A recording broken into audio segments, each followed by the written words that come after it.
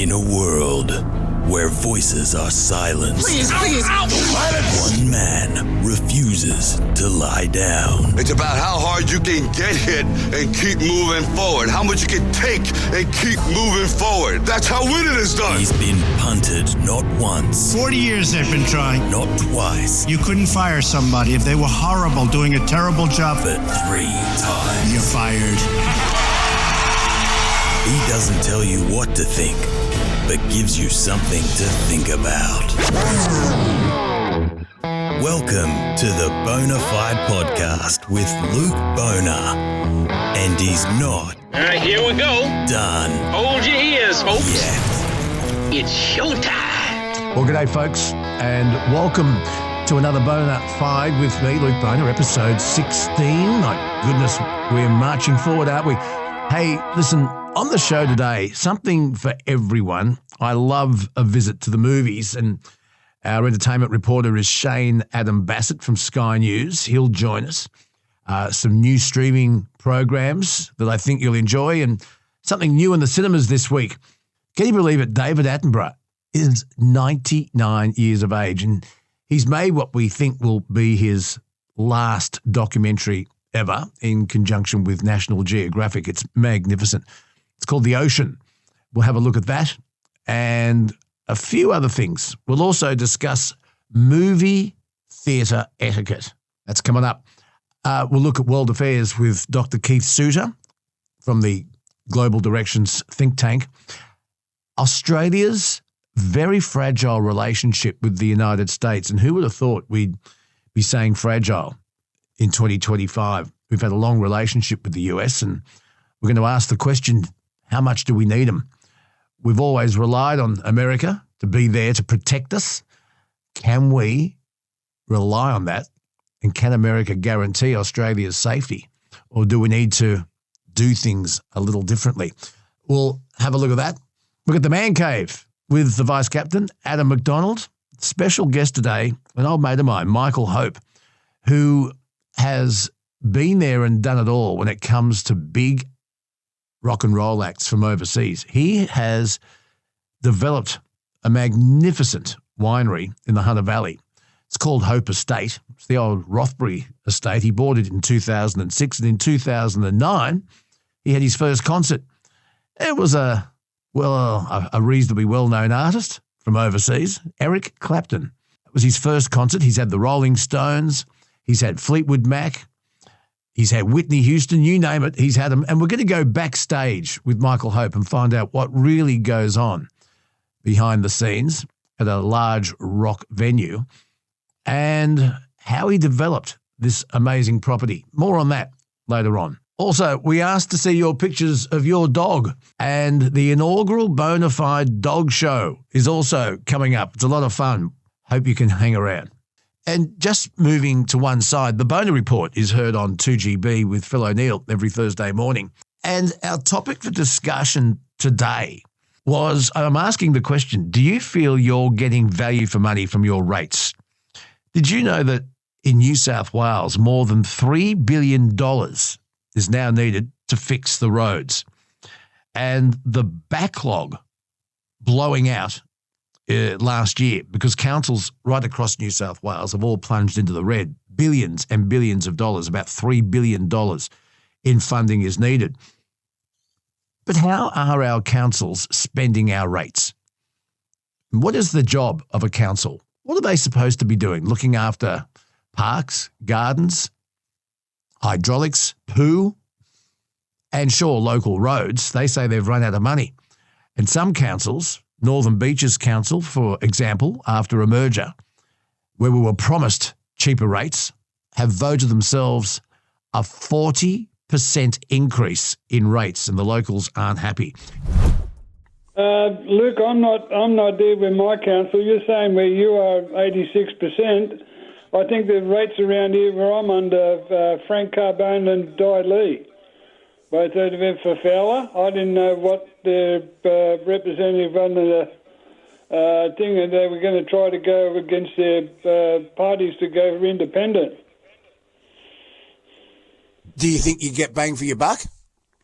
No, Luke, no, not. And with the other one, sometimes I can't even organise daily, like monthly clean-ups, but I only get 2 a year. You get 2 a year? God, we used to get 4, I think. I think we're down to 2 a year too. Yeah, well, one of the two, the other one they changed. The other you could order, like now, the one on the other, instead you could go into the office, like the local office at Fairfield at Voca Road.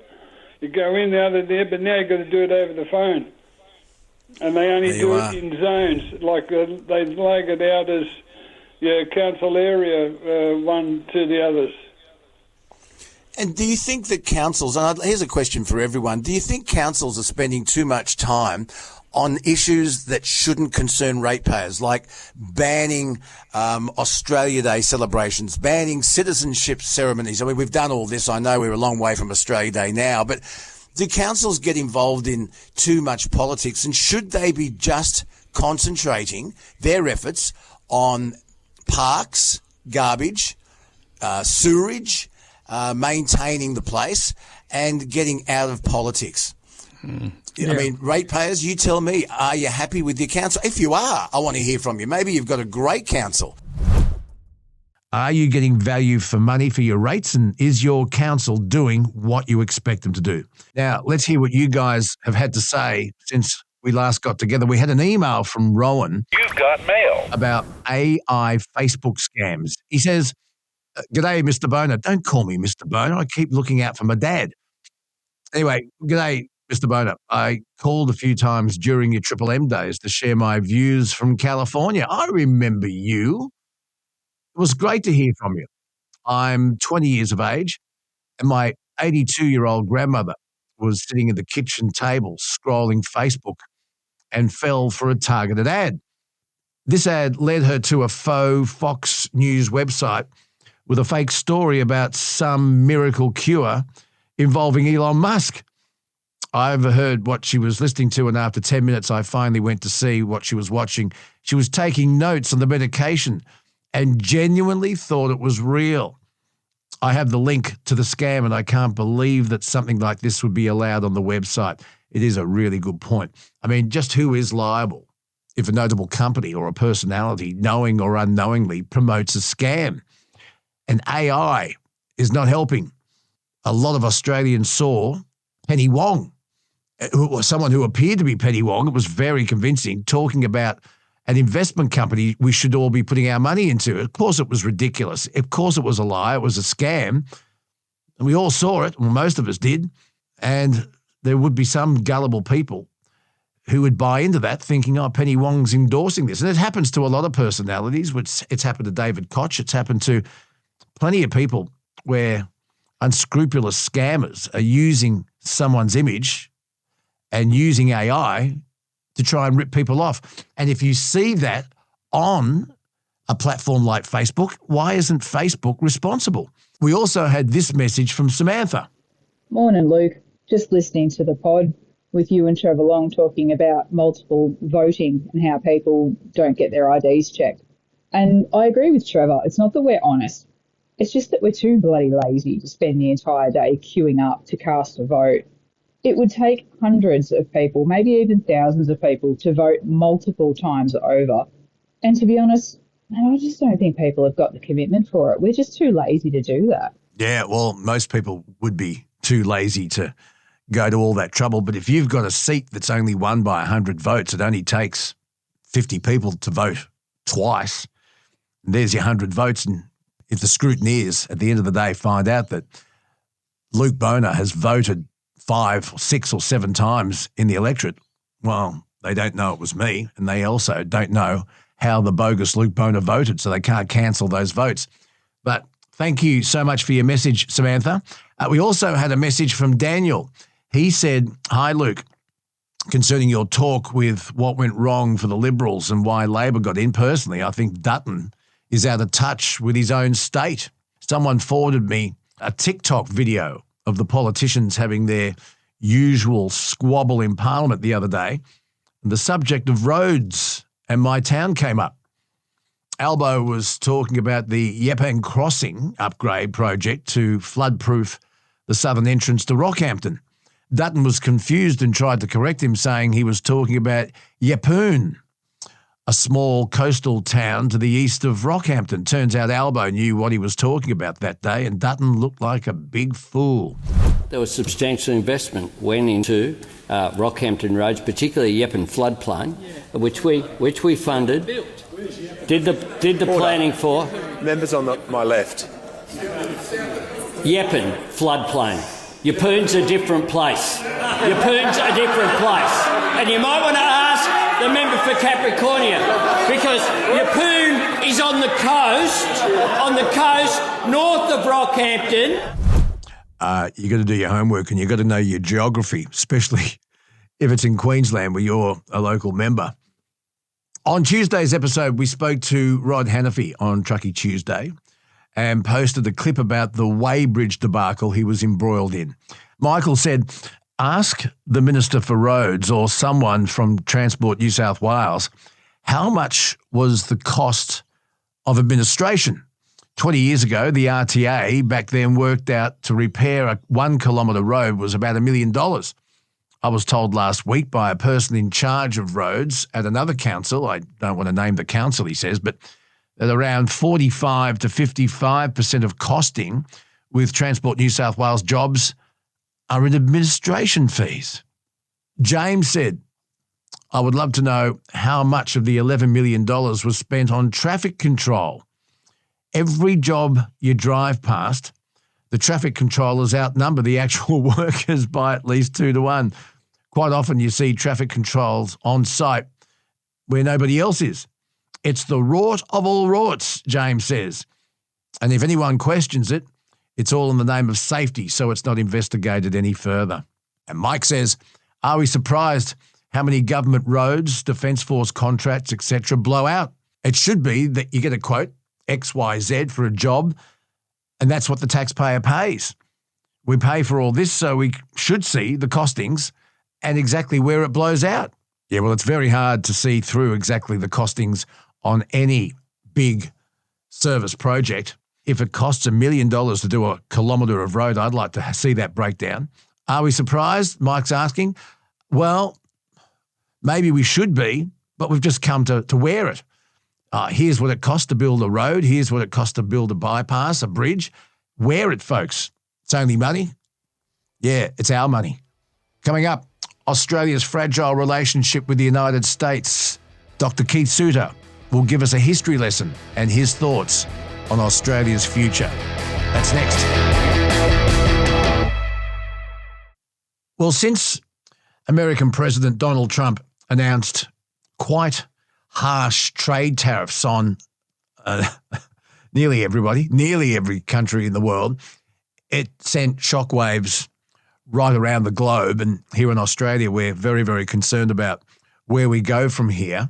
Some news to hand is, and we're going to mention this with Shane Adam Bassett, our movie and entertainment expert, US President Donald Trump has also announced a 100% tariff on movies produced in foreign lands, and that's going to affect Australia's movie industry enormously.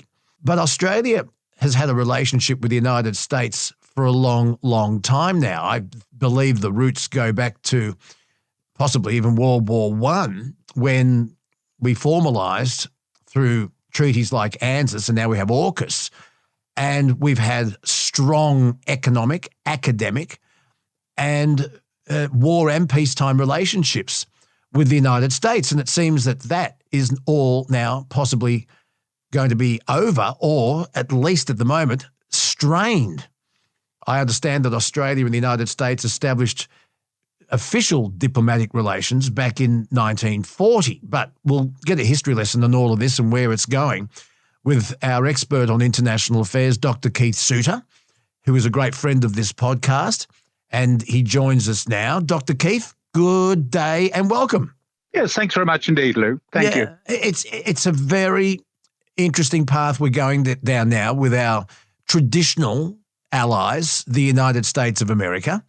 And I get a feeling that Donald Trump doesn't give two hoots about tradition. It's all about what's happening now. And as I mentioned in my introduction, the local film industry's future's in doubt because of these unbelievable tariffs. But let's get to that in a minute. Dr. Keith, can you give us a history lesson on our relationship with the United States? Yeah, sure. So Australia has always seen itself as a very vulnerable country. When I say Australia, I mean obviously since colonialism began in 1788. Australia has seen itself as an outpost of the United Kingdom. From 1788 onwards, there's always a fear of invasion, the fear that Australia can't defend itself, and therefore there's a need for great and powerful friend. And then as a reciprocation of this great and powerful friend, we would provide insurance premia, which is a deployment of Australian troops to fight in the wars of our great and powerful friend. So the original great and powerful friend clearly was Great Britain, and that ran from 78 through until Pearl Harbor, which was a Japanese attack on America in December 1941. And now we take you to Honolulu. 1, 2, 3, 4. Hello, NBC. Hello, NBC. This is KTU in Honolulu, Hawaii. We have witnessed this morning the distant view, the battle of Pearl Harbor, and a severe bombing of Pearl Harbor by... And at that point, it became clear to the Australian government that Britain would not be able to defend Australia. And so at that point, we now get Australia becoming more friendly towards the United States. And so we then get this development of this relationship between the United States and Australia, replacing the military relationship between Australia and the United Kingdom. And that relationship has continued on from 1941 until the present day. And so Australia has been a very loyal friend to the United States. It's the only country that has fought alongside the United States in every war in which the United States was involved in the 20th century. And so that is the basis of our relationship. You've made reference to the ANZUS agreement. So this was drawn up after World War II. The Americans wanted to go ahead and have a peace treaty with the Japanese. Australia was very wary of a peace treaty with the Japanese, having just had a very brutal war against Japan. And the quid pro quo was that Australia said, well, if you want us to agree to your being friendly with Japan, you've got to give us defence guarantees. And so we have this agreement, which is called ANZUS, which is Australia, New Zealand, and the United States.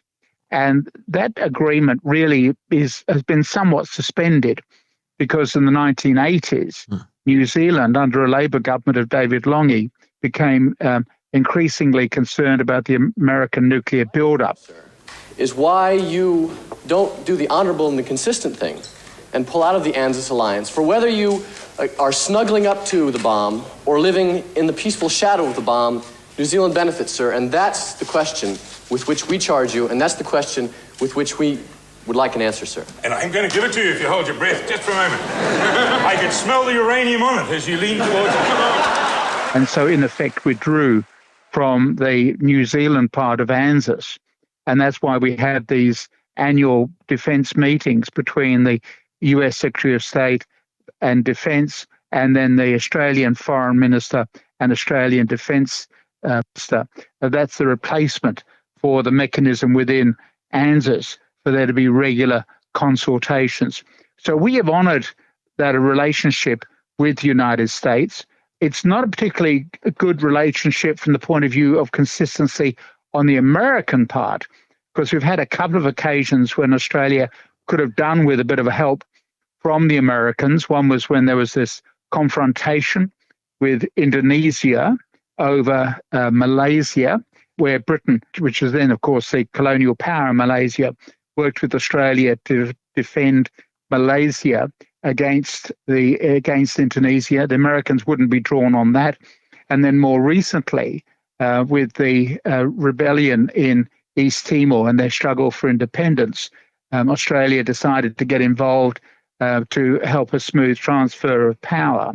And again, the Americans under President Clinton refused to assist Australia in all of this. So there have been occasions when Australia has wanted to count on American assistance and just didn't get it But at the same time, Australia has been very faithful in supplying troops for involvement in Vietnam, Afghanistan, and Iraq. So what we're seeing now under Donald Trump is somebody who's saying, well, he doesn't necessarily accept existing defense agreements.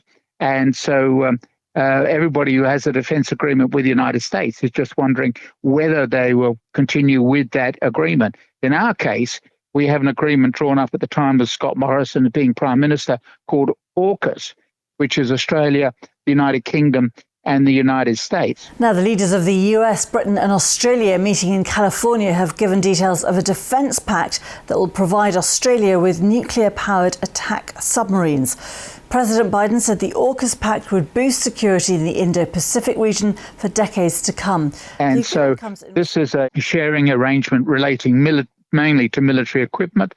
And it's interesting that in the United Kingdom, there's now a parliamentary inquiry as to whether they should still continue with it, given America's recent notoriety in pulling out of defense arrangements. And in the United States itself, you've got some politicians who are saying, no, we don't want to be sharing our nuclear submarines with Australia because we can't build enough already for ourselves here in the United States. But we've just had an election in this country where both political leaders have assumed that AUKUS is smooth sailing and is continuing. There's almost an air of unreality over Australia's defence policy when our two major allies are themselves beginning to question whether to maintain the AUKUS arrangement. And I noticed that you delivered a paper and a talk on all of this. I've just looked at your basic themes, and number one, our fear of invasion and the fear that we here in Australia cannot possibly defend ourselves on our own, and that we need a big stick like the United States to have them there as safety, to have them there as a big brother, to put their arm around us when we need them. But it would also act as a deterrent to invasion. Any country would know that they would have the United States to answer to. Do we need America more than America needs us? Good question. America really doesn't necessarily need now Australia. If it continues with its path towards breaking up defence agreements, then America under Donald Trump could just simply say, we just don't need to help Australia. Australia's problem is that we are responsible for about 10% of the Earth's surface. So we've got Australia at the mainland itself, and we include Tasmania there. Then you've got all the water that we control under the United Nations Law of the Sea, which is now beginning to warm up quite a bit because we're finding so many resources on the seabed.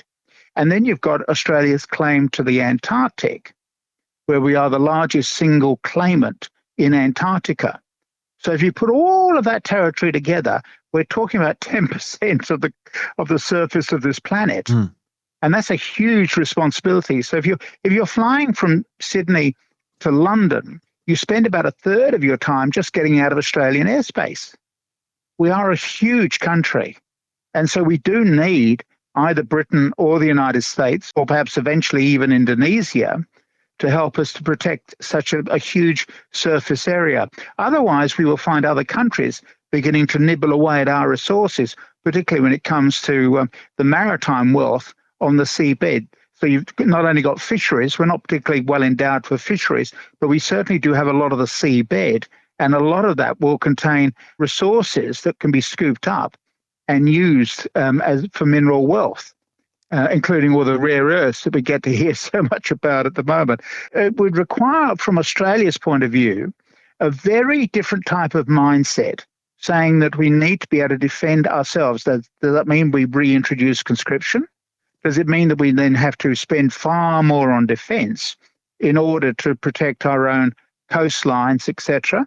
These are some of the big questions which no politician wants to talk about, because it will mean inconvenience for Australian citizens. And that's how you lose elections, by talking about inconvenience. But we do have real problems here. Can we rely on the United States in the future? Now, I'm part of a discussion group of retired military personnel, and I'm intrigued by the number of crusty old officers who are in private expressing doubts about the reliability of the Americans. In public, everybody has to keep talking about our great and powerful friends, But in private, we're just saying, no, you just can't rely on the Americans anymore, which means, therefore, that we have to be thinking far more about how we're going to defend this country. Now, this is not a first time that we've had this issue. It arose in the 1930s with the resurgence of Japanese militarism. Mm-hmm. And so there was a discussion that went on about what we could do to make Australia a more secure country.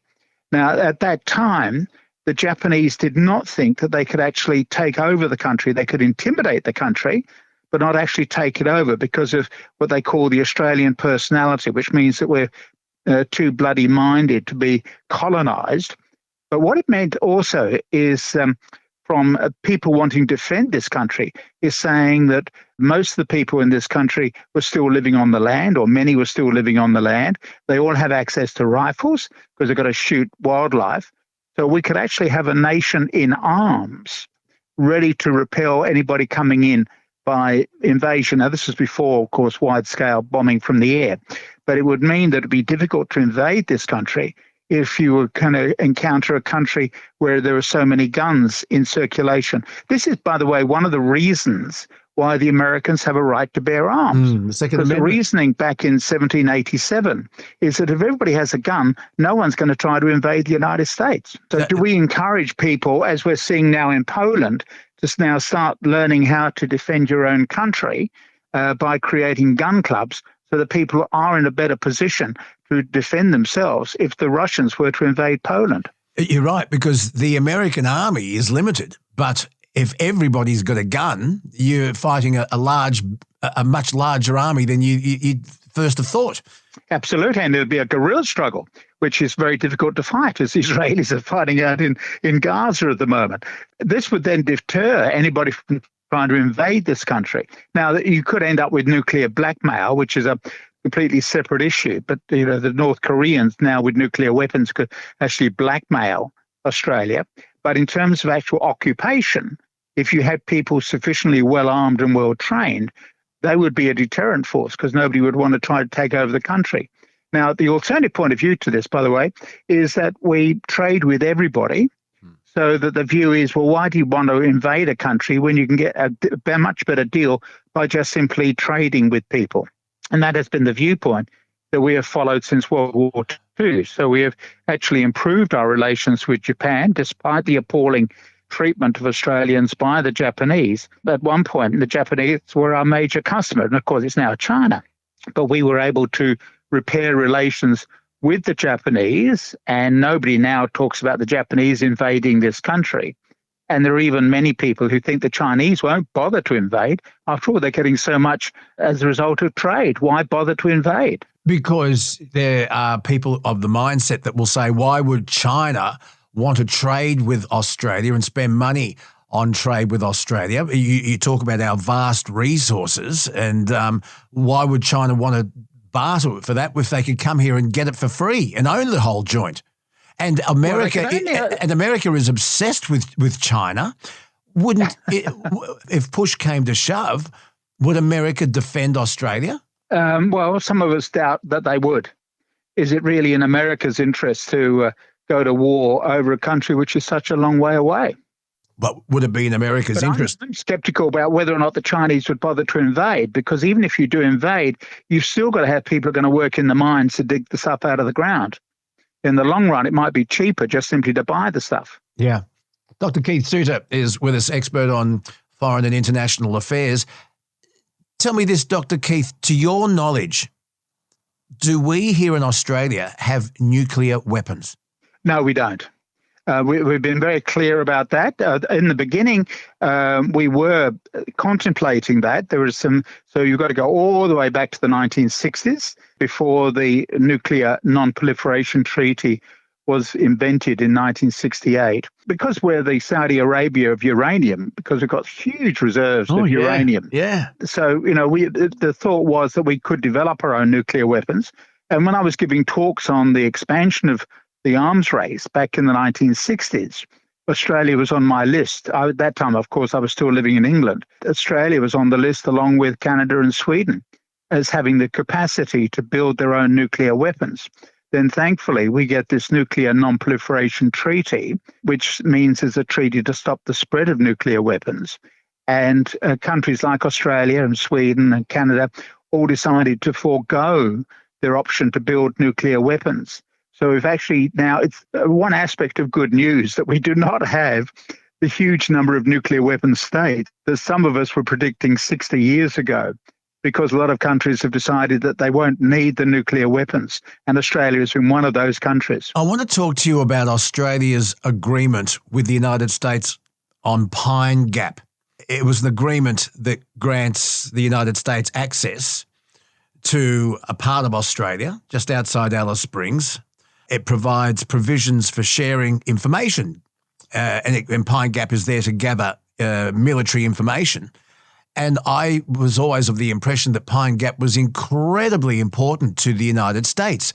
Can you tell us about Pine Gap? This is a separate issue from what we've just been talking about, in the sense that this is an intelligence arrangement, and it arose out of World War II. During World War II, the British and then later the Americans became very adept at listening in on the radio relayed conversations of the Germans and then the Japanese. And so it was decided after the war, without telling any politician, that there should be a defence arrangement or an intelligence arrangement between the United Kingdom and the United States and New Zealand and Canada and Australia. It's called the Five Eyes Agreement. That was in 1947. The document was not published for decades. No politician was ever told about it.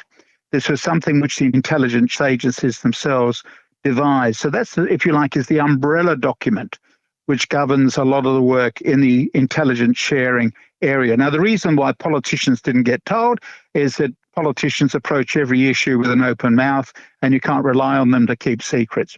So the intelligence agencies of those countries, that what are called the Five Eyes, agreed to work with themselves, sharing information, but without telling any of the governments. And then one component of this network of spy satellites and other arrangements was to have a series of bases around the world. And the most important base for the Americans outside of the United States is at Pine Gap, which is, as you say, near Alice Springs. And so when the satellites are over this part of the globe, they can then listen in on what's being said in the Middle East and Far East. And that information is then relayed back to the United States. So Pine Gap is very important. Pine Gap, in all the exercises that are conducted in terms of a limited nuclear war, Pine Gap is always one of the first targets, because anybody who attacks Pine Gap would, metaphorically speaking, be blinding the Americans in one eye. So Pine Gap is incredibly important. Remember, in 1975, there were rumours that Australia might not continue with the arrangement. This was at the time of Gough Whitlam, and people thought that one of the reasons why Whitlam was sacked was because CIA put pressure on the Governor-General to sack Gough Whitlam because he may not be renewing the agreement for Pine Gap. Pine Gap has continued to expand and continue to be very important for the Americans. I always thought that was one of the great conspiracy theories, that the CIA actually had a hand in the dismissal of Gough Whitlam back on the 11th of November, 1975. Do you think there's some truth to that? It may well be. Whitlam himself used to deny it. I remember talking to Gough Whitlam on this on one occasion. He didn't think that there was this conspiracy. You can actually devise a case, in terms of who the major players were at that time and the way the Americans have sent in an expert as ambassador to Australia. Normally, the ambassadors we get in Australia tend to be major donors to the political party where the president is serving. But on this occasion, they'd actually got a guy who was a specialist in organising coups to come in as the American ambassador in Canberra. So you can see how a conspiracy theory could be developed. So if you've got that sort of paranoid quality about you, then you would say, yes, CIA's fingerprints are over the dismissal of the Whitlam government. Oh, there you are. So I can take my tinfoil hat off now and and look into it in a bit more detail. One final thing. Obviously, with Trump's tariffs, we lack the maybe we have the diplomacy, but we don't have the right person that can communicate with Donald Trump. He certainly can't stand Kevin Rudd. We've got 3 more years of Labor now, and no one yet has successfully been able to handle Donald Trump. Joe Hockey, I think, had reasonable success with the Morrison government. But how do you handle diplomatically someone like Donald Trump? What would your suggestion be? Well, you've obviously got to have somebody who's going to stand up to him. We've seen that most recently with the new Canadian Prime Minister meeting with Trump. I love Canada. During Tuesday's meeting, the president also called the U.S.-Mexico-Canada trade agreement, which he signed in this first term, a transition deal, and raised the possibility of renegotiating it, something Canada's new leader signaled he's open to. It is a basis for a broader negotiation. Some things about it are going to have to change. I think Trump is a bully. But he likes being sucked up to. He does as well, absolutely. But he also respects successful people, which is why he's been, so far anyway, full of praise for Anthony Albanese, because obviously he pulled off a great election success, and why he was so dismissive of the person he couldn't even remember whom he beat, which is Peter Dutton. I can only say that he's been very, very nice to me, very respectful to me. I have no idea who the other person is that ran against him. Trump likes mixing with successful people. Right. And so that certainly is a point in Anthony Albanese's favour. And we're very low down on the list of Trump's list of priorities. From an American point of view, the South Pacific is an area of paradise. I was involved with one conversation with defence officials when Joe Biden was due to make a flying visit to this country for launching of a vessel which was all connected with AUKUS. And in the last minute, the whole thing had to be cancelled because there was a domestic crisis at home over funding the US government. And a US president couldn't afford to be seen to be visiting paradise when there was a crisis in Washington, D.C. So we're very low down the list of Trump's priorities. When Trump was asked about AUKUS, he didn't even know what it stood for, although in fairness to him, there are just so many initials when it comes to foreign affairs. But I think that from Trump's point of view, Australia is not a major crisis. After all, we actually buy more from the United States than we actually sell to the United States. So we're not in the same hateful category as, say, the Chinese are. So we're very low down his list of priorities. But it also means that he's got very little commitment to Australia if we would ever need American assistance. So when it comes to the trade tariffs, do we now, do we need to suck it up and go, okay, well, if that's the way it is, that's the way it is. And do we need to get smarter and find other people to trade with? Oh, absolutely. And we should be doing that anyway. It's wrong to have all of your eggs in one basket. And I keep making that warning about China as well, that although China is our number one trading partner, we shouldn't have all the eggs in the China basket. And we should be developing India as an alternative market. Remember, India now basically has pretty well the third largest economy in the world. So that's rivaling now Japan's economy, and it's certainly on the way up. So we ought to be improving the links with India and getting beyond just cricket, curry and Commonwealth. Cricket, curry and Commonwealth, the CCC. Exactly, yeah. I often wonder, because I remember the day that Joe Biden announced the AUKUS decision. I think Boris Johnson was then Prime Minister. Scott Morrison certainly was. He forgot Scott Morrison's name. Do you remember that? I want to thank that fellow down under. Thank you very much, pal. Appreciate it, Mr. Prime Minister. Oh, that was Joe Biden. Yes. Joe Biden. Fella down under. My little mate down under.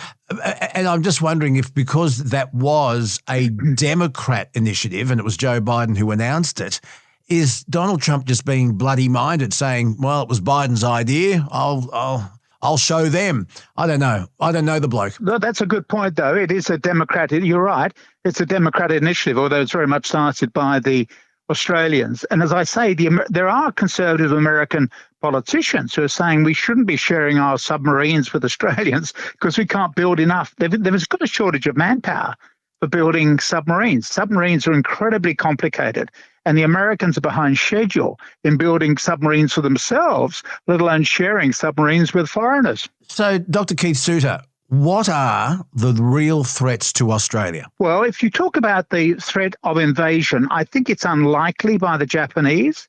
I think that what the Japanese would like to intimidate Australia, much like the Japanese were doing in the 1930s, to intimidate Australia, because the long-term Chinese master plan for this region is that they want to have a zone of influence, just in the same way the Americans have a zone of influence running throughout the whole of the Americas, which is why they're also trying to take over Canada. Then you'll see something similar with China. So moving from China south into and covering the South Pacific, which means that Australia, New Zealand, and all those South Pacific islands will go into a Chinese zone of influence. So we will certainly be influenced by the Chinese, but we won't necessarily be controlled in a tight colonial situation. But what the Chinese are doing is saying the South Pacific is now going to become our lake and not the American lake, which is what it has been since World War II. Gee whiz, you've given us some stuff to think about today, and you always do. I thank you so much. Gee whiz, I'm just looking back at something you said during this podcast. If we can't rely on the United States to defend us in a military capacity, how do we increase our own army or defence force? Do we reintroduce conscription? There's a thought. What do you think? Luke Boner, radio guy at gmail.com. The Americans, very hard to invade because not only do they have a defence force, but yet they have so many citizens that are armed. Do we bring in something like that so that all Australians have training with shotguns and rifles and, God help us, automatic assault weapons, which would make us also unattractive for someone to invade? And do we need to find other trading partners? You're quite right. You should never have all your eggs in one basket. Thank you so much, Dr. Keith. How can people read? Thank you. How can people read what you have to say? I think basically just Googling me, because so much of my stuff is now going up onto YouTube and elsewhere. So just Google my name. Google Keith Suter or Dr. Keith Suter. It's all there. Yeah. Yeah. And, absolutely. And Dr. Keith Suter, see you at Channel 7 on Sunrise at some point, eh? Good indeed. Thanks very much indeed, Luke. Thank you. Interesting stuff. He sounds optimistic. What do you make of it? Luke Boner, radio guy at gmail.com. We're off to the movies with entertainment reporter Shane Adam Bassett from Sky News. Big news recently, the Australian film industry currently on edge. Why? Donald Trump has announced a 100% tariff on all movies and their production outside of America. How will this affect Australia's movie industry? That's coming up. Let's see a movie. Time to talk movies and streaming and entertainment with our man, Shane Adam Bassett from Sky News. He joins us from time to time. He's a good friend of the Bonafide podcast. He joins us again. Hello, buddy. It's been a while. It's good to have you back. Thank you very much. I am a good friend, and when we don't speak, I miss you. So oh, shucks. Hey, listen, Shane, there's a lot to talk about, and you've got some new stuff that you want to go through.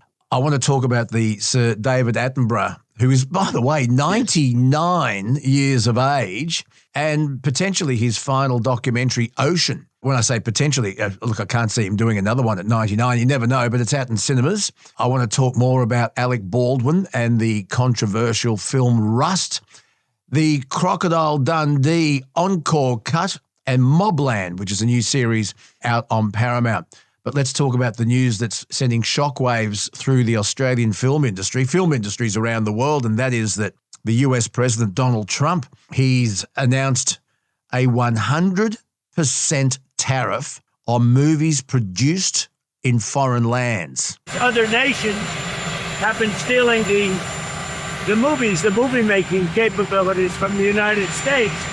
And I said to a couple of people, what do you think? I've done some very strong research over the last week, and we're making very few movies now. Hollywood is being destroyed. He's called out other countries offering incentives, saying it was a concerted effort to attract American film production to their shores.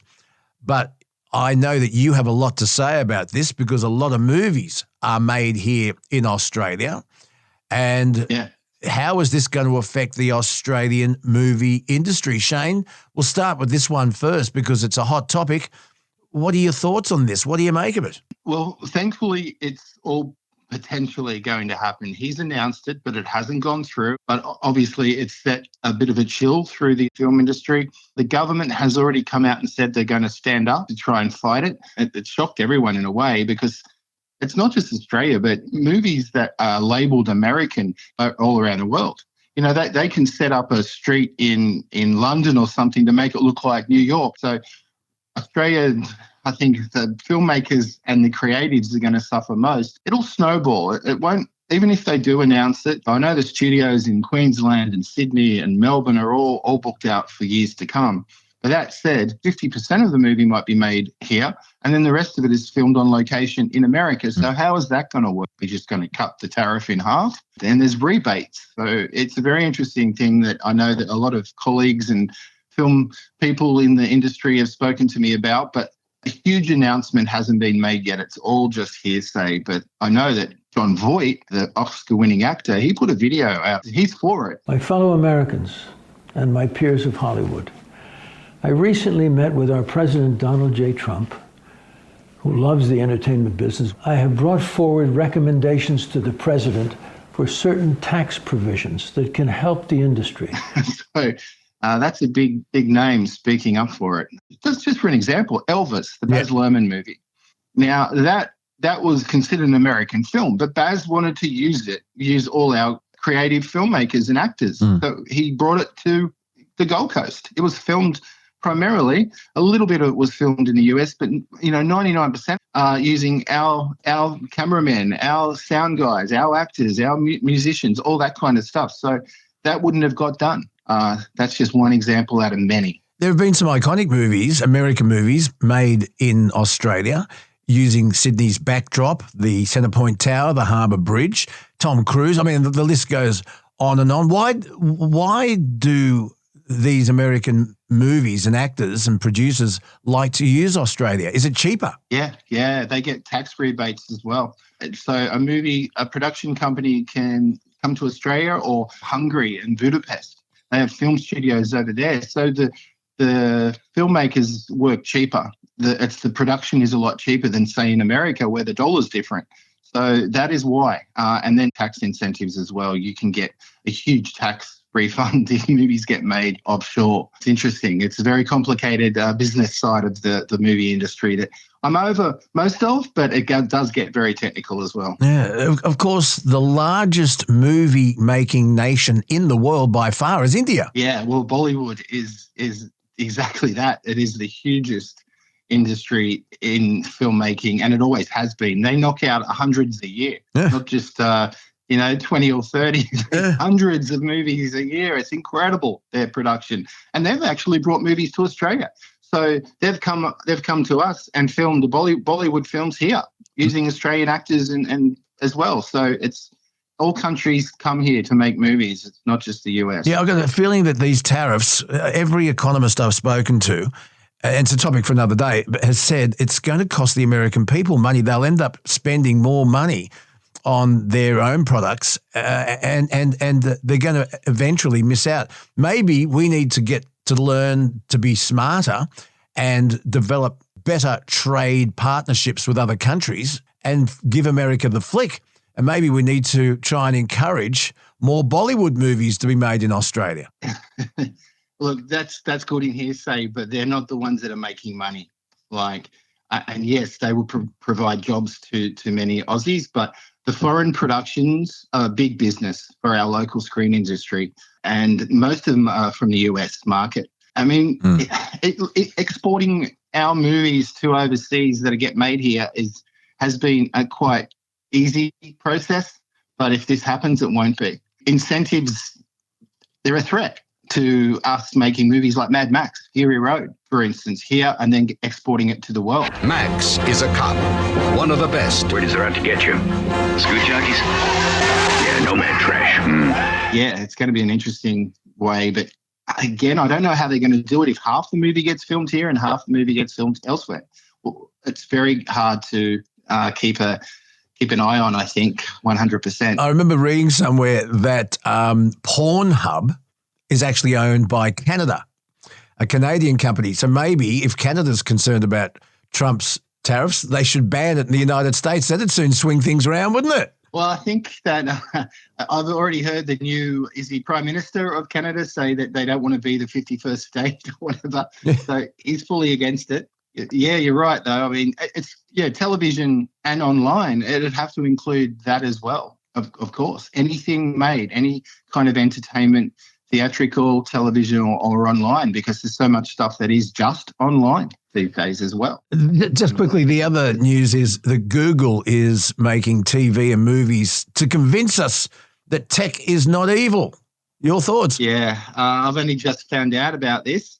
It looks like that Google want to start sort of pushing some of their products, but use it as hiding it under the guise of letting filmmakers, mostly independent, I would assume, use their products and tech to edit AI into scenes and create music and imagery. Now, there's already apps that people can do just on their home laptop and make, cut and edit films and stuff, but this would be cutting edge in line with the big studios.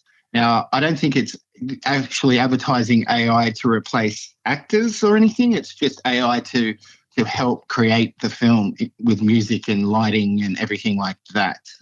We'll see. But yeah, Google have already said that they won't let YouTube or Apple TV use it. So it'd be exclusive to Google, which tells me it's probably some kind of app that they want money for. Oh, of course it is. Of course it is. It's an advertisement for Google, right? And it'd be in the credits of the movie. Thank you, Google, at the end. Wait till Mark Zuckerberg gets note of this. You watch. Well, that's it. Then if it goes ahead, then you're going to get Apple, you're going to get other computer companies jump on the bandwagon, which they already have. Like I said, there's already apps out there that you can get movies use. They use them, independent movies in particular, because they're trying to save money. Just before we get into the new stuff, a few weeks ago now, we talked about the Minecraft debacle. It's settled down a bit now, but I thought it was a couple of isolated Australian cinemas where kids just go berserk and throw their food in the air. And I thought, why the Minecraft movie? And then I find out that it was a worldwide phenomenon, that kids in cinemas all around the world were throwing their food during the Minecraft movie. And you've got some light you can shed on this. Well, thankfully it stopped and died down pretty much. But that opening weekend in Australia, it hadn't happened yet. So movies in America open on Fridays. We in Australia open new films on a Thursday. Normally, that's just our traditional day. Now, because it's a Friday in the US, that means Saturday for us. So it didn't really filter through until that, Monday, Tuesday, the following week. And then it started to happen here. But yeah, it started in the US. And then it got that bad around the world. There was I saw a video on YouTube in England as well. And who knows where else in the world, but it was global. And there were two things that prompted people to just do deplorable things in the cinema, in my opinion. I think they should have just shut the movies down immediately and got everybody out. So what happened is... There's a scene in the movie that it encourages the audience to throw their food. Take me through this. Well, it's hard to explain if you haven't seen it and don't know a lot about Minecraft. Not likely to see it either. I'll do my best. It involves Jack Black and it involves a chicken, basically in a boxing ring or a wrestling ring, whatever you want to call it. And he calls it chicken jockey. And when he yells that out, that's the prompt. It wasn't designed. Look, let me tell you, the filmmakers and the actors and that didn't design it to happen. It just happened. It turned into audience participation. It was like the Rocky Horror Picture Show. Yeah. That wasn't designed for audience participation, but it turned into one. Showgirls is another movie that turned into an audience participation movie. So this happened, this particular scene, and there's another one in it too, a slighter scene that doesn't have a bigger reaction, but it still has people yelling at the screen. The chicken jockey one is where they throw popcorn and they smuggle in food, and it's just deplorable, the mess that they leave, and totally against it. But it's died down. When they were buying tickets, cinema owners, people who own the theatres, put warnings up. They told everyone who bought a Minecraft ticket, look, if there's any disruptions, this is going to happen. They will actually turf you out or shut down the movie. And staff congregated around the exits. It was quite interesting to see. And then it died off, thankfully. But it was pretty bad there for a while, Luke. People disrupting movies. Don't get me started. I mean, people were filming it. So the whole idea of doing it was to capture it on video and then upload it to YouTube or whatever, Instagram and TikTok. That's already illegal, having people in the cinema recording it and the movie.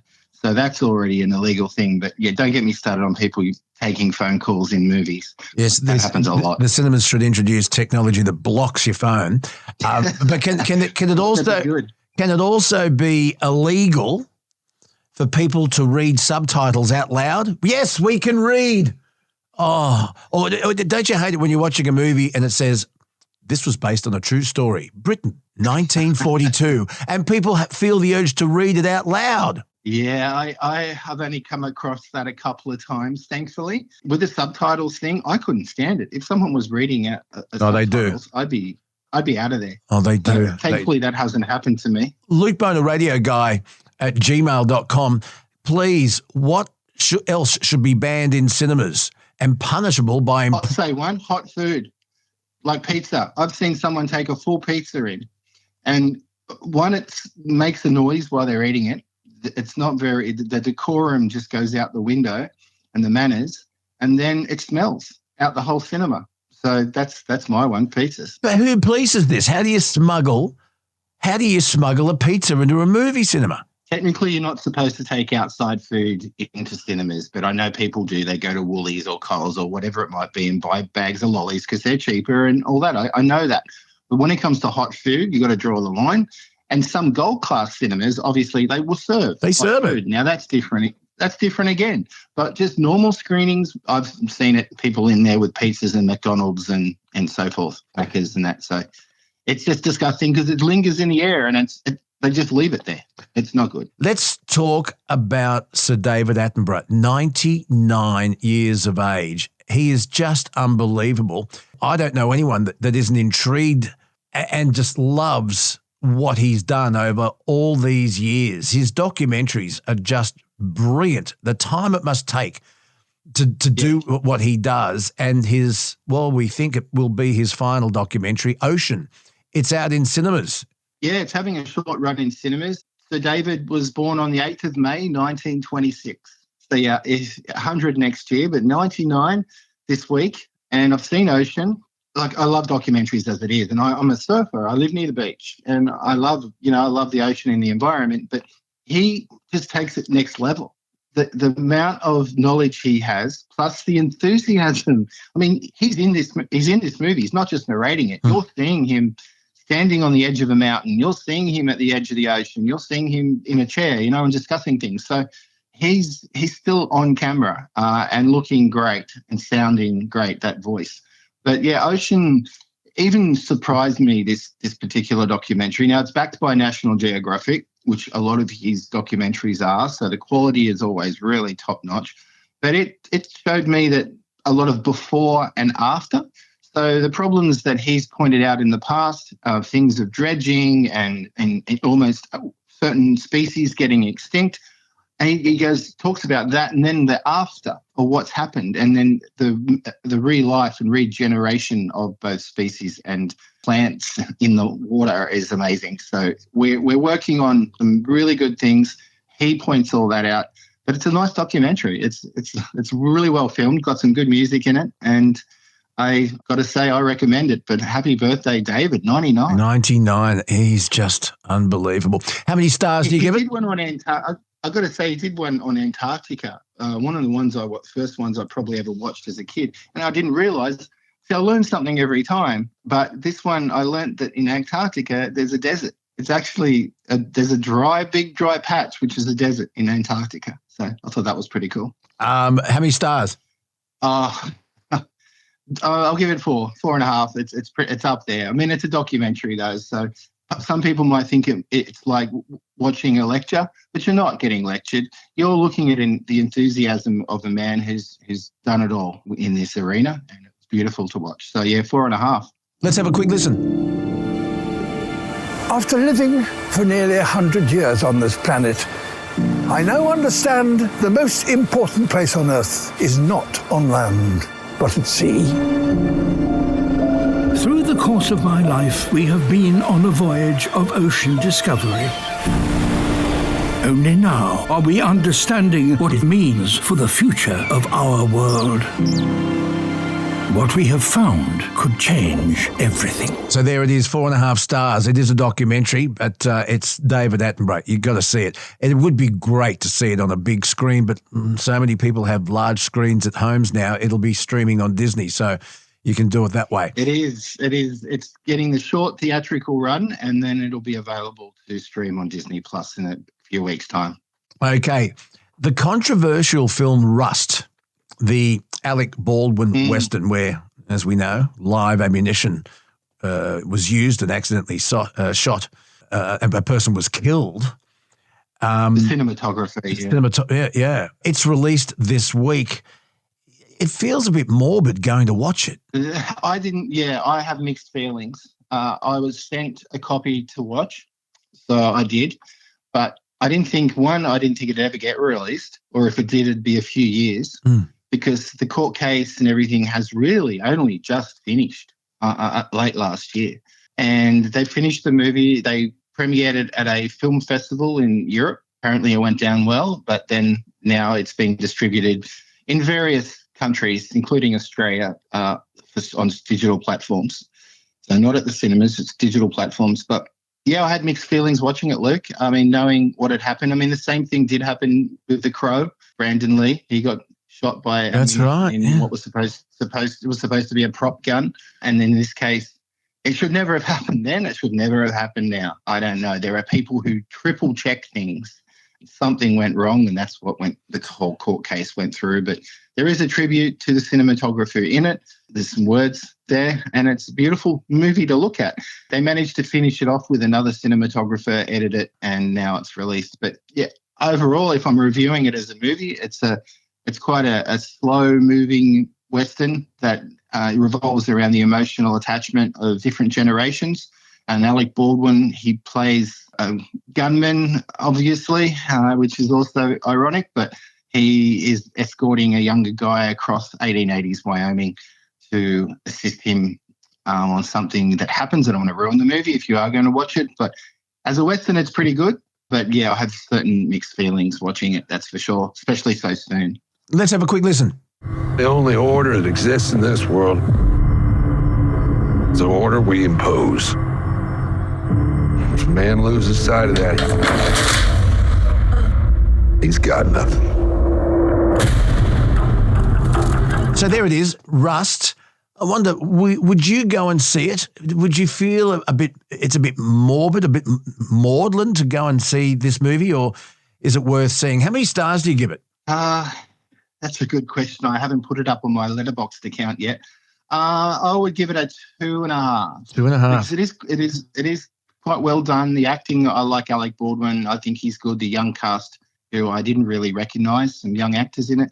There's an Australian in it, Travis Fimmel. He pops up in it too. Frances Fisher, she's a veteran actress. So there's some good cast members, but it was just the unsavoury feeling I had watching it. Yeah. I wish I could have left it another couple of years. There is a documentary on Netflix about the cinematographer that they put together before this movie got released, which is really a really nice tribute. If you're interested, you can watch about her life work before the tragedy. And there's also unfortunately, and I'm going to say unfortunately because I do love Alec Baldwin, there's a reality show that he's on called The Baldwins about his family. That's not doing well in the ratings for obvious reasons. He's not a Kardashian.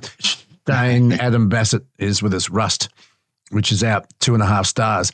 Now, we've all seen Crocodile Dundee, but the encore cut is out. You'll have more to say about that in just a second, but let's go for a little trip down memory lane.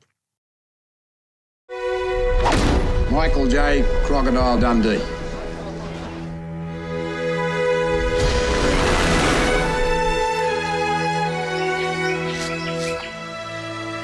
Definitely no place for a city girl.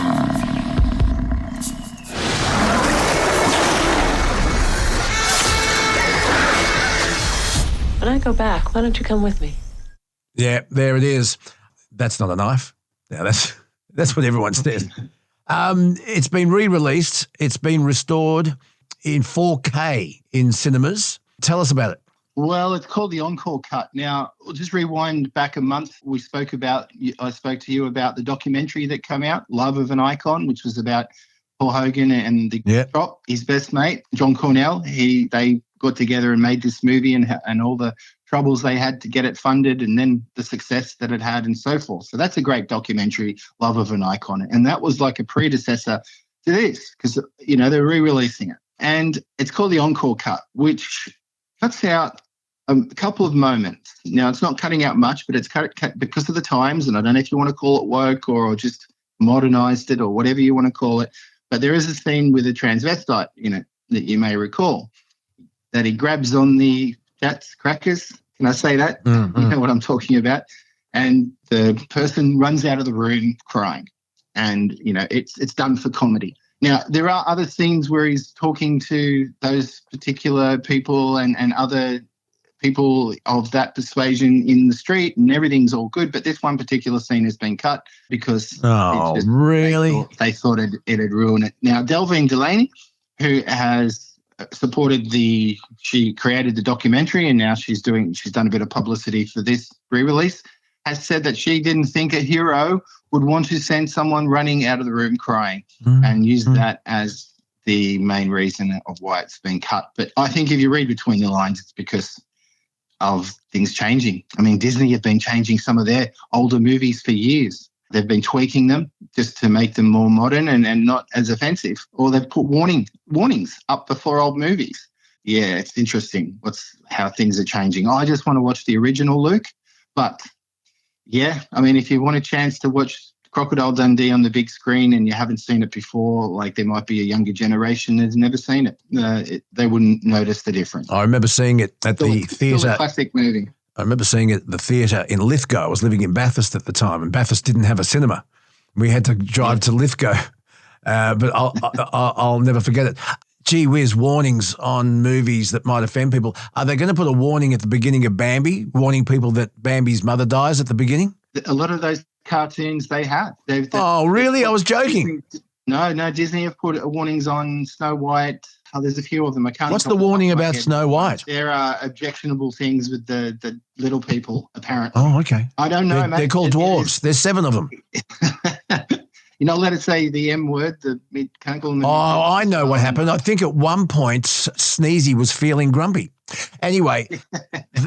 The movie Splash is another one that they've covered over because she's naked from, the waist up, the mermaid, and you can see things in Splash, and they've covered that up. They've also taken Donald Trump out of Home Alone 2. Like there are different movies that have been made over the years. Because I was thinking in Crocodile Dundee, do you remember there's a scene where Mick Dundee is talking, I think, to his black chauffeur, and he says, "What tribe are you from?" And I thought, I bet that'll upset people. Yeah, see, I have yet to see the Encore Cut. I haven't been able to catch it yet. No, I will. I'm going to. It's at cinemas this week. I haven't seen an advanced screening. I couldn't get to it. But I am interested about that line, whether they change it, because they can change that dialogue without changing the scene. They might say, "What family are you from?" Or, he says, "What tribe are you from?" Yeah, all right. Watch it and get back to it. He throws the what's the thing on the back of the limousine? It looks like a it's the mobile phone antenna and TV antenna that they used to have on limousines, and it looked like a boomerang. Correct. It did. Yeah. Yeah, so that was in that scene. I'll be interested. I'll have to report back what I've noticed. Okay, Crocodile Dundee, beautifully restored. 4K in cinemas, and then it'll be released on physical media. But they've made some changes. I'd love to know your comments if you've seen it. What changes did you notice? Give us some feedback. Luke Boner, radio guy @gmail.com. Finally, Mobland. Now, it's a new series on Paramount. Tom Hardy, Helen Mirren, Pierce Brosnan. Before you jump into it, let's have a listen. Name's Conrad Harrigan, family man. And if you cross my family, well, you'd better pray. Okay, I'm intrigued, Shane. Adam Bassett, a British gangster drama, 2 families. Take us through it. This is leaving the best to last. You'll really like this, I think. It's a good show if you've got Paramount Plus. And it's not what it seems because, yeah, it is about two families, two gangster families, a long tradition of keeping off each other's turf. They've been able to sort of do their thing but be separate. Now they want to have a truce. But it's unfortunate because their friend, played by Tom Hardy, is a fixer, and he may or may not be working for both families. And then you've got the trouble when you think that Pierce Brosnan might be the mob boss and the Godfather type character, but in comes Helen Mirren. She's the one calling the shots, which really makes for some fiery scenes, which I loved. It's really good. It's a greatly paced. It's got good production values, and the acting is second to none. I really enjoyed Mobland. It's good stuff, and it's not your normal gangster movie. That a gangster series, which I applauded. They take risks, and they focus on a lot of the family issues that can happen behind the scenes of criminal activity. I love a good mob show, and I don't have Paramount anymore. I'm going to have to ask the Minister for War and Finance to allow me. Do you know what? I can do without Netflix. I'm happy to say, okay, well, let's brush Netflix and let's get Paramount on for a month. Is that a good idea? Oh, look, I would take Paramount over Netflix. I've got nothing against Netflix because I do review a lot of their stuff, and they have the most. Netflix and Prime Video have the most content, maybe Disney, but Netflix and Prime have the most coming out constantly, week after week, week after week. There's movies, there's shows, there's always stuff happening. But, yeah, I would take Paramount over. I think quantity is not always good over quality. So quality for Paramount is a little bit higher for Netflix. They do have a lot of average stuff. Oh, actually, I think we did have Paramount. Did I watch Only Murders in the Building on Paramount? Disney Plus. Oh, okay. There's a new season. There's a new season of that, Luke. Now you brought it up. Coming soon. Oh, because I love that. I love that. Martin Short. Yeah, I do too. And Steve Martin. I really, really enjoyed that. There we are. We've covered a fair bit. You've got other media commitments that you've got to jump into. Thank you for giving us so much time. I love our chats. Me too. And make sure you get onto Mobland if you can swindle Paramount Plus again. How many stars do you give Mobland? Oh, I've seen the entire series. I've seen it in advance, by the way. They're not all the episodes are currently online, but I've seen them all. I would give it a 4.5 also, like the documentary we spoke about, 4.5. 4.5 for Mobland. Shane Adabasset, you can see Shane on Sky News. He's their entertainment correspondent, and he's ours here on Bonafide with me, Luke Boner. Love your work, Shane. Talk soon. And don't throw your popcorn, okay? Oh, no way. No way will I do that. It's cost too much, and I like popcorn. See you later, mate. So what really bugs you about bad behaviour in cinemas? Let us know. Luke Boner, radio guy at gmail.com. And Shane Adam back with us shortly, I hope. Next up, the Vice Captain's back with the Man Cave. And we're going backstage at a rock concert with Michael Hope from Hope Estate.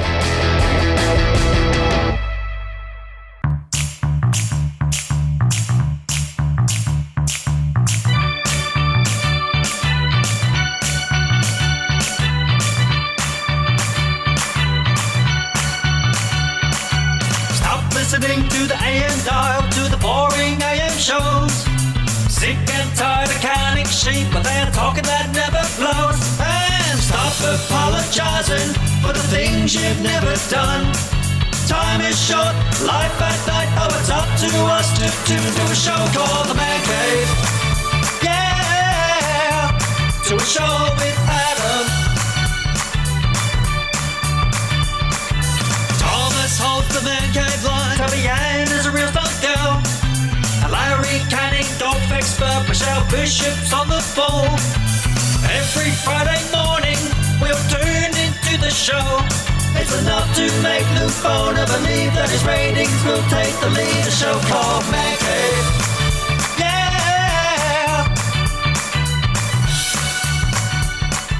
Well, folks, here we go again. It's time for another Man Cave. The Vice Captain is with us, Adam McDonald, who is the General Manager of All Bids Auctions, based in Canberra, but they auction everything around the world. Also the star of the show that was unceremoniously dumped called 12 years ago. 12 years ago. Aussie Pickers, and we still talk about it. Yes. Vice Captain, welcome back to the Man Thanks, Cave. Skip. Good to be here. Lots to talk about today. We're going to be judging a dog show a little bit later on. Do you remember we talked about dogs and pets with real people's names? Anyway, we've been given hundreds of photos. We've also got an update on the pub cat. You remember that story?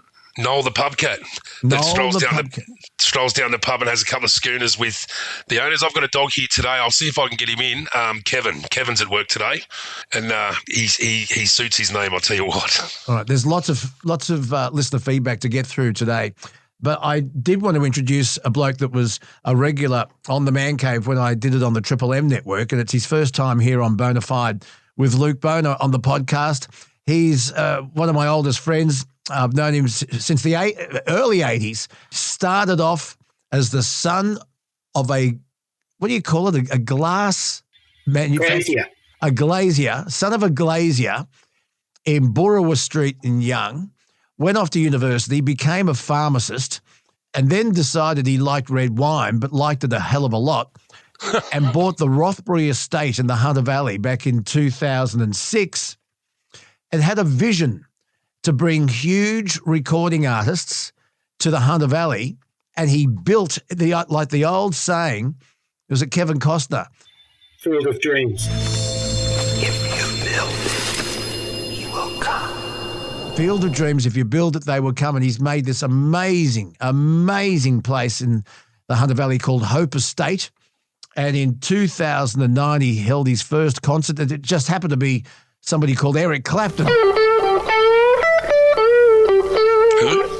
With thousands of people there, and the success story is just unbelievable. He's had the Rolling Stones. Brown Sugar, yeah. I was sitting in a field in Australia with a pair of headphones on plugged into my electric guitar and writing this tune. I mean, I saw the Cause there, but he's had anyone, Fleetwood Mac, Elton John, you name it, they've been to Hope Estate in the Hunter Valley. And he also happens to make beautiful wine and whiskey and gin and all sorts of other things. Beers. He also manufactures the best steaks you'll ever eat.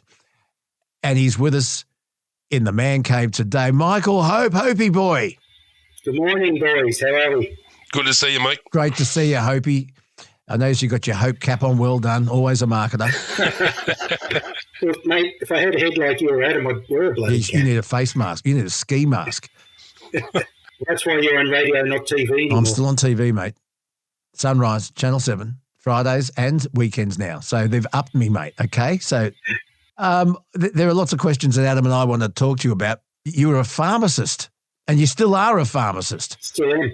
How does a pharmacist become the owner of a huge venue that attracts people like the Rolling Stones and Eric Clapton and Fleetwood Mac? Well, mate, it started back when I got married in 94. I was living in Sydney. I ended up with 6 pharmacies, 3 in the city, 3 in the country. Was living in Sydney at Tremoyne, had my shop at Birkenhead Point. Was engaged to Karen and about to get married in April 94. Karen was a city girl, and I became really ill with a immunological disease called reactive arthritis, which is sort of stress-induced arthritis.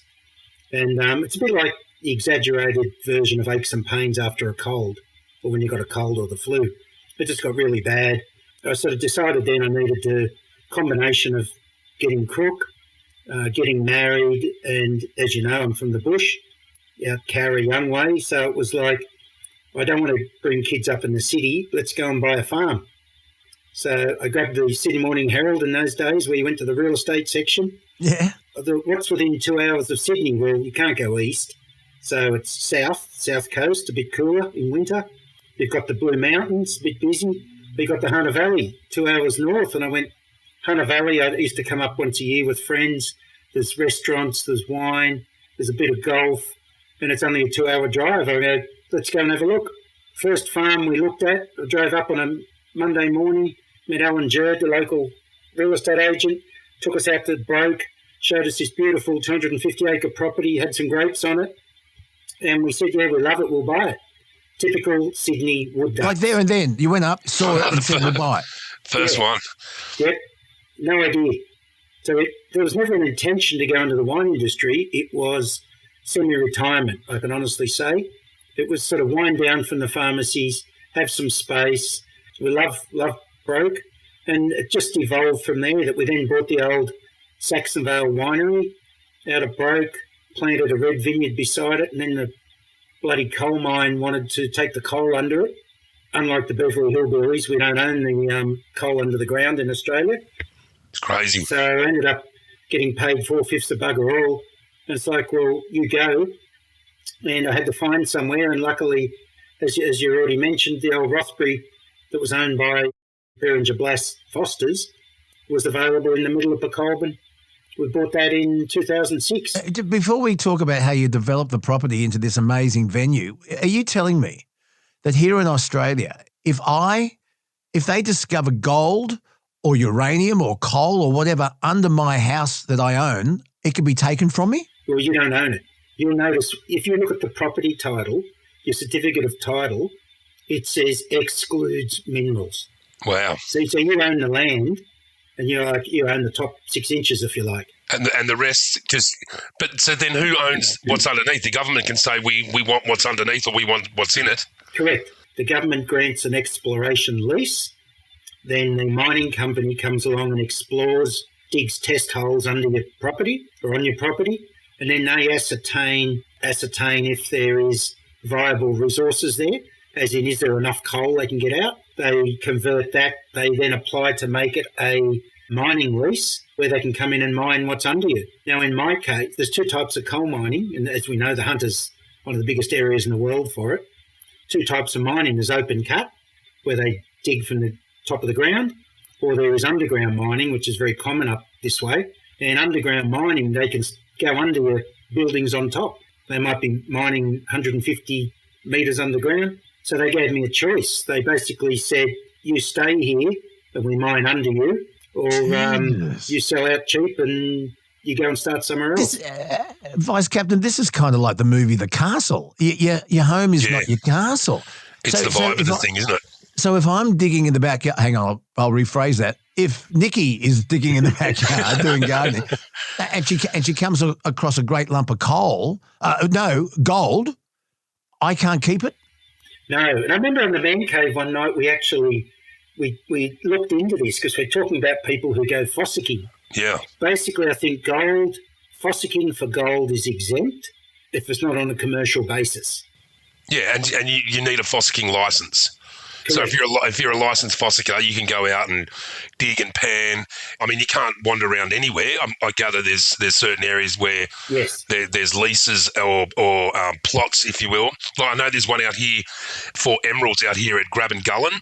It's quite well known, just outside of Canberra. Here it's about an hour outside of Canberra, where people still to this day are finding emeralds out there. But you do need a license, and there's only certain areas you can do it. Yeah. So when we looked it up, yeah, that's right. It was there's a few permitted things you can fossick for. Anything else beyond that, and fossicking doesn't include coal, oil, gas, anything like uranium, anything like that. So you only own basically the topsoil and what's above it. It's unreal, isn't it? And so, Michael, they just sort of said you can stay or you can take this shit offer. Like, there's no. Was it like a commercially based offer, or they're just like, you know what, fuck you, you get what you get and you don't be upset? Well, basically, I didn't realise, but when they lodged their DA, because they give you about 500 pages of environmental impact. Oh, yeah, of course. Of course, you don't read that. Baffle you with bullshit. Yeah. Buried in there in page 386 or something was a note. Because what happens, everyone else that had their land had properties above that land. Everyone else had the right to be acquired. They basically had a put option. So they could say, right, once the mining lease is approved, they had the right to say to the coal mine, right, you acquire my property. They've got to get a couple of valuations, and they get all the relocation costs covered. I was the only winery, the only commercial premises on the site, because I had a cellar door, function centre restaurant out of Broke in the old winery. Everyone else around was just vineyards or cow paddocks. So they put a little clause in there that I didn't even know to look for. I've learnt now. They put a clause in there and says if, lot 3 DP 12345, which was my place, if the mining lease is approved, the acquisition option is only available if we lodge a mine plan to mine under it. So they actually came to me and said, well, we'll give you 4/5 of bugger all for it, or we will change our mine plan and go around you underground and leave you there like a shag on a rock. So they acquired every other property around me. So, they held a gun to my head. That's unbelievable. I mean, at least Ned Kelly wore a helmet. To me, Adam, that's theft. It is, and they're coming in with 3-piece suits and briefcases, but it's just thugs. Like, even those valuations you get, who picks the value up? You know, that value could be in their pocket. They're given brown paper bags and say, tell them this is all it's worth. They're all, you know, it's so open to corruption. It's ridiculous, and it's going to be corrupt because of the amount of money that's involved. That's what I was going to say, mate. It's the money that drives it. So I started trying to kick up a stink. I got onto someone in Mineral Resources or whatever that had approved it all, and he said, mate, this is the bureaucrat said to me, he said, mate, my advice, don't try and fight them. They've got too much money. Take the best deal you can get and get out of there, which I did. That's unbelievable. It is okay, so that in itself is a whole segment. That's another show. Because I wanted to talk about your venue, Hope Estate. So, Vice Captain, take over. So where does it go from a cellar door winery restaurant to, you know what, balls to the wall, I'm going to open a massive live entertainment venue? Okay, well, that comes from always having a desire and goes back to when Buffett and I in we'll try to.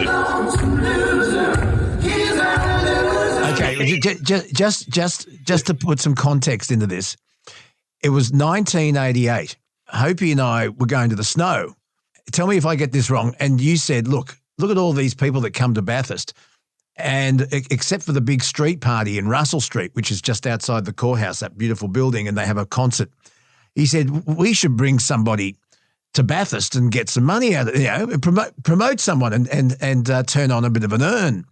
And I happened to mention to Hopi that my mum used to play tennis with Paul Hogan up at Terry Hills, Ingleside. And Hopi says, there you go, because remember Crocodile Dundee, that came out in 1986, and I think the second one came out a few years later, and he was the hottest thing in Australia. And Hopi said, get your mum, and mum incidentally used to put on concerts. She was a promoter for Don Burrows and a number of other jazz artists. She'll know what she's doing. Let's see if we can get Paul Hogan here for an evening with Paul Hogan. Anyway, that fell through. And so Hopi then said, well, let's get someone else in. And we both decided on the Little River Band. Only because we couldn't get Farnham. We couldn't get Farnham. And Whisper and Jack was out. It was we huge. couldn't get Farnham. And then we also toyed with the idea of Marsha Hines and John English, who were doing a duo thing called the Jokers and Queens Tour. But anyway, we just decided on the Little River Band. And Hopi came into contact with a bloke called FS, Frank Stafala, and they put a deal together, and we were going to bring we ended up bringing the Little River Band to Bathurst, but our liquor license was taken away the night before the concert by the then licensing sergeant, Alan Ash, who quite correctly pointed out, he looked at the act and he said, listen, you're not serving a sit-down meal downstairs. You're only doing it on the mezzanine upstairs.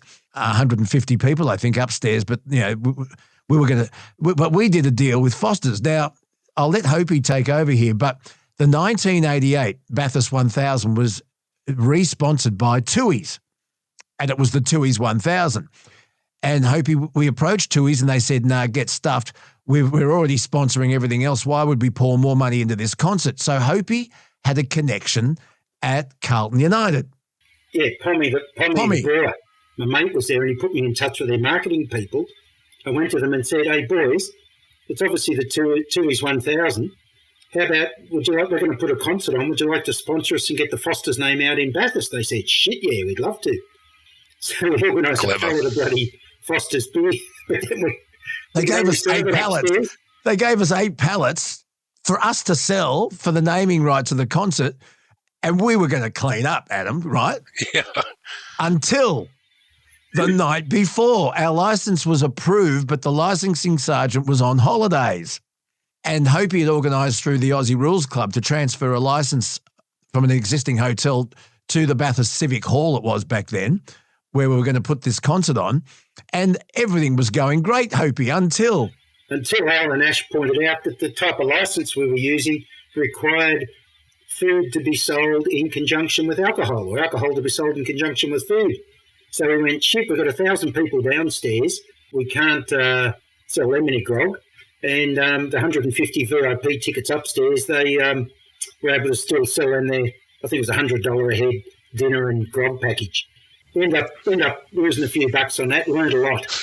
Yeah, but hang on. We thought we'd get around it because you owned a business, and I came in and partnered you in a way with Wishbone Chicken, which is still there.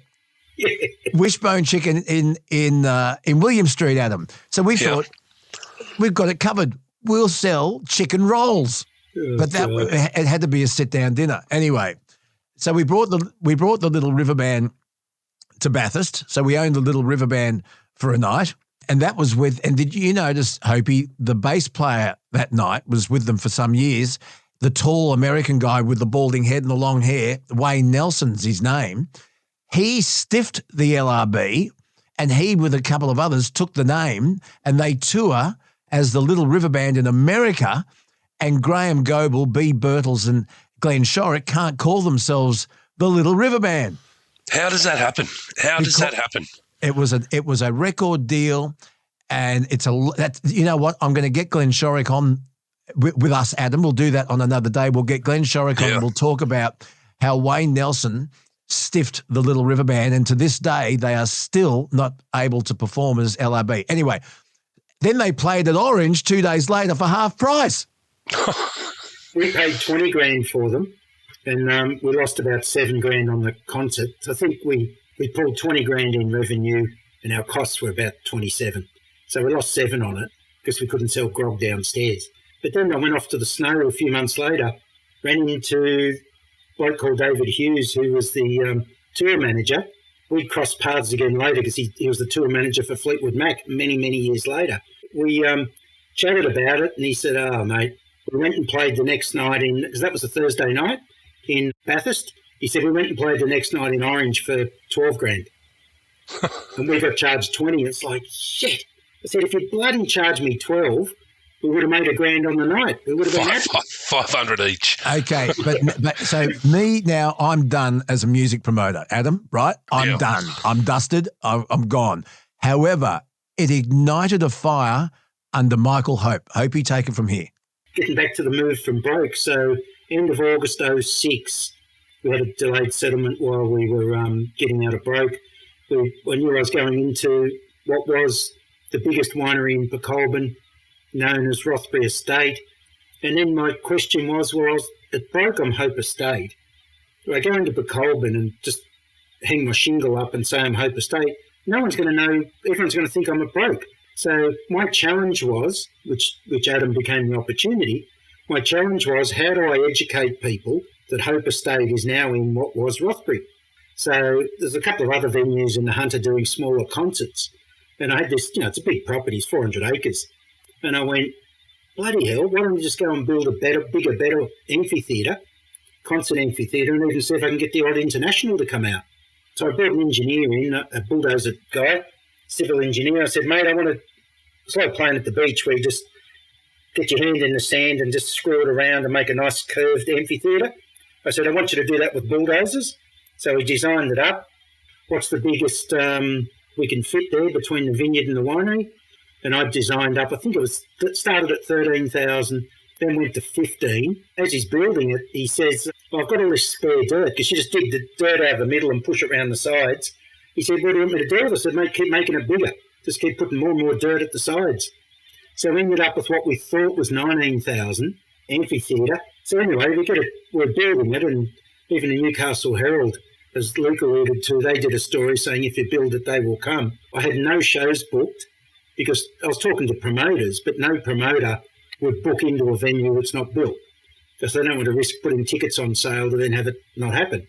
Yeah, sure. So we had to finish it, and then they all start looking at it and go, shit, this is a bloody good venue. The sight lines are perfect. There's no trees in the road. For an outdoor venue, everything was built right. Every seat could see. Well, we booked in Eric Clapton.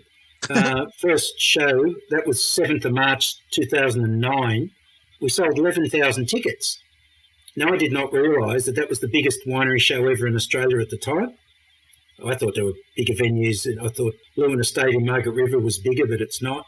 Anyway, in talking to the promoter, I find out that their Sydney show, they sold only 9,000 something tickets. So instantly we proved that with what we put on in the Hunter, in a good venue, that we could sell more tickets than a Sydney show.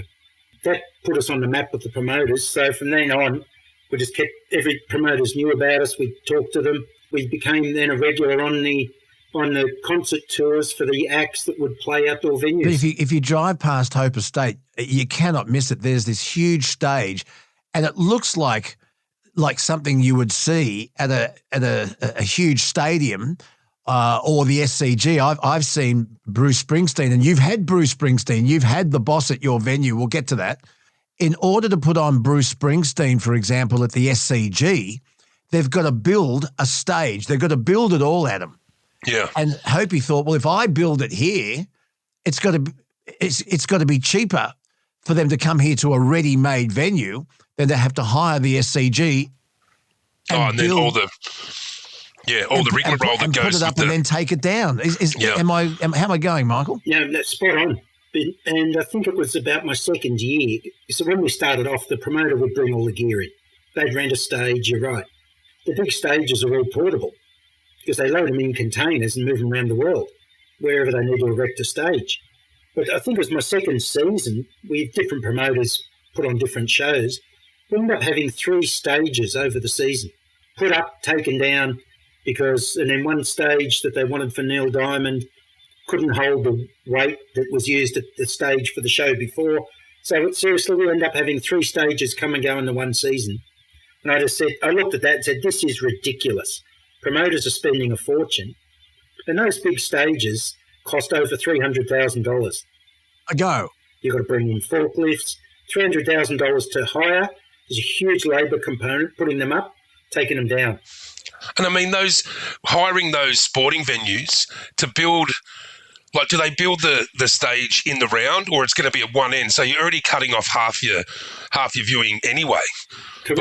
But when you've built your amphitheatre, it's purposely built. So straight off the bat, you're in a better environment to be watching the show than going to a big sporting venue. So you go and see Coldplay at the SCG. That's right. They've got them stuck down one end.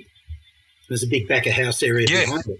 Exactly. Yeah, so when I worked out, I went and I leased one of these big world stages for a few years, and then it was getting tight one year trying to get it because the promoters need them for big tours. So I ended up saying to the guy, just sell it to me.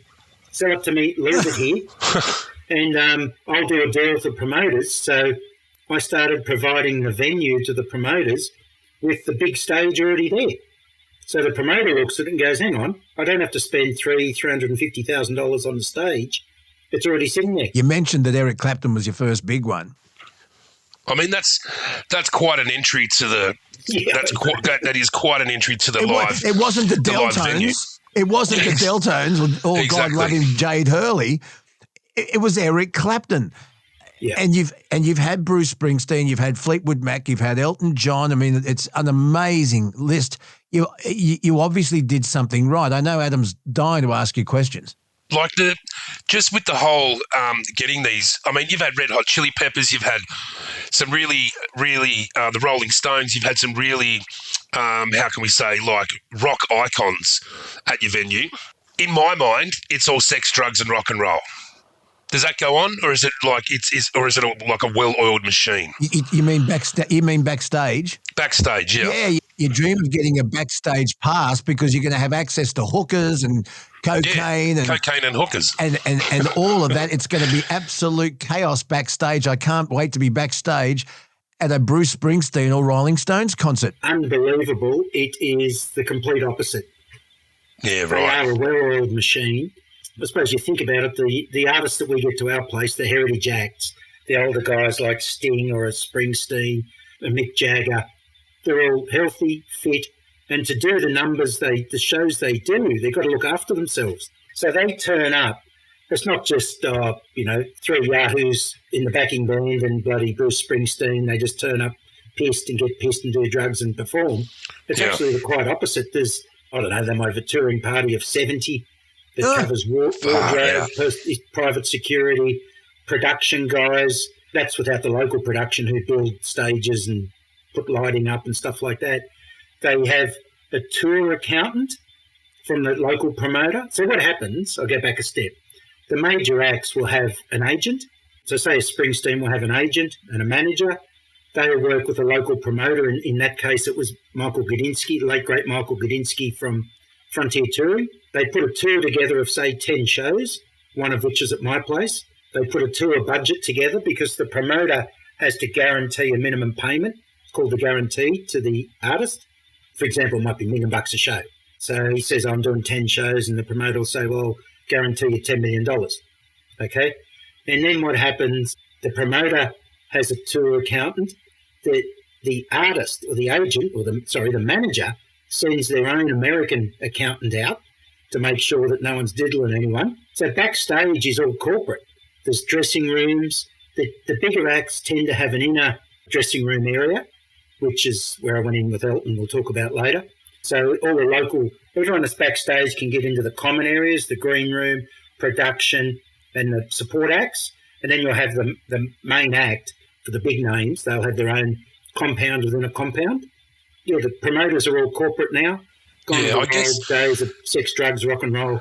I guess for these older fellows that have been in the game for that long, you can't sustain that lifestyle. So maybe when they were coming up, like the Rolling Stones and stuff, they were a bit loose. But to have that many years in the business and that many years at the top of the game, you've got to be clean living, because otherwise you'll be dead. I mean, Keith Richards, let's not talk about him because he's an anomaly. He's still going. But hang on, let's talk about Whitney Houston. Oh yeah. And I recently saw the I Want to Dance with Somebody biopic. Hey, no, it's on. Listen.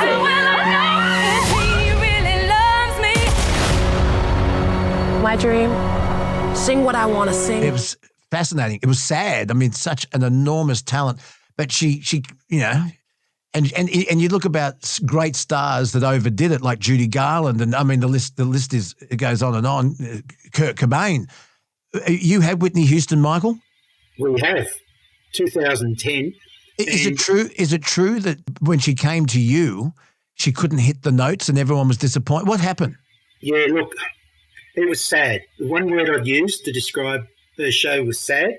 So that was booked in through Andrew McManus, he brought Fleetwood Mac initially. Did Chris Isaac with me, then he brought Whitney out. It was a beautiful night, but I'll go back a step. What had happened at the start of the tour, some people were complaining about her, demanding refunds, I think started in Brisbane. And the media picked up on it. And you know how the media look for an edge in something that's controversial. What can we run a story on? It became a pile on poor old Whitney. So by the time she got to our place, I think she'd played 3 or 4 shows. The press had been quite negative. Reviews had been negative. And she played at our place on a beautiful, you know what it was like, Luke, when you're there for the cause. Beautiful night, bit of breeze, stars are out. It was just a magic night. Andrew McManus, we were walking through the crowd before Whitney came on, and he said, mate, this is just a happy venue. Everyone here's having a great time, having a drink, waiting for her to come on. He said, I wished I'd started the tour here because we wouldn't have had negativity. He said, I think he started in Brisbane Entertainment Centre or something. Yeah. So it's not a great experience anyway, those arenas, those entertainment centres. Anyway, Whitney came on stage and look, it was an emotional show for us because she was it was her I'll Always Love You song that we, the Bodyguard song that we played at our wedding in 1994. Written by Dolly Parton. Yeah, it meant a lot to us. We were right down the front, obviously, watching her on stage. It made you realise, I would sum it up this way, watching her sing made you realise how much of a range she used to have.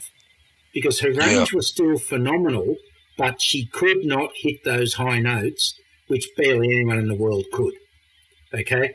The problem was, instead of letting the backing singers or the backing track just play on and ignore the fact she missed a note, no one would have realised she stopped and she tried to reset and hit the note.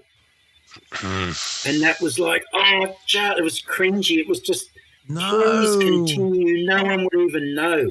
She actually drew attention to it. I mean, that's a pure prime example. She hasn't looked after herself. She's had some battles with alcohol. She's had some battles with drugs. Correct. And to maintain such an angelic voice, like you've got to look after yourself, and she just hasn't. And it's so sad. So, Mike, that brings me to my next question.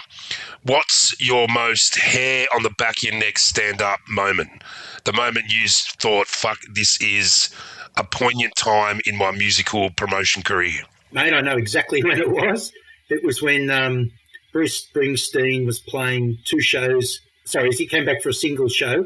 He'd already played at 2 shows 3 years prior. My good mate Michael Gudinski was sitting backstage in his donger, because it's all dongers. You have about 15 dongers for, side sheds for portable 16, huts for backstage, and there's accountants, dressing rooms, whatnot.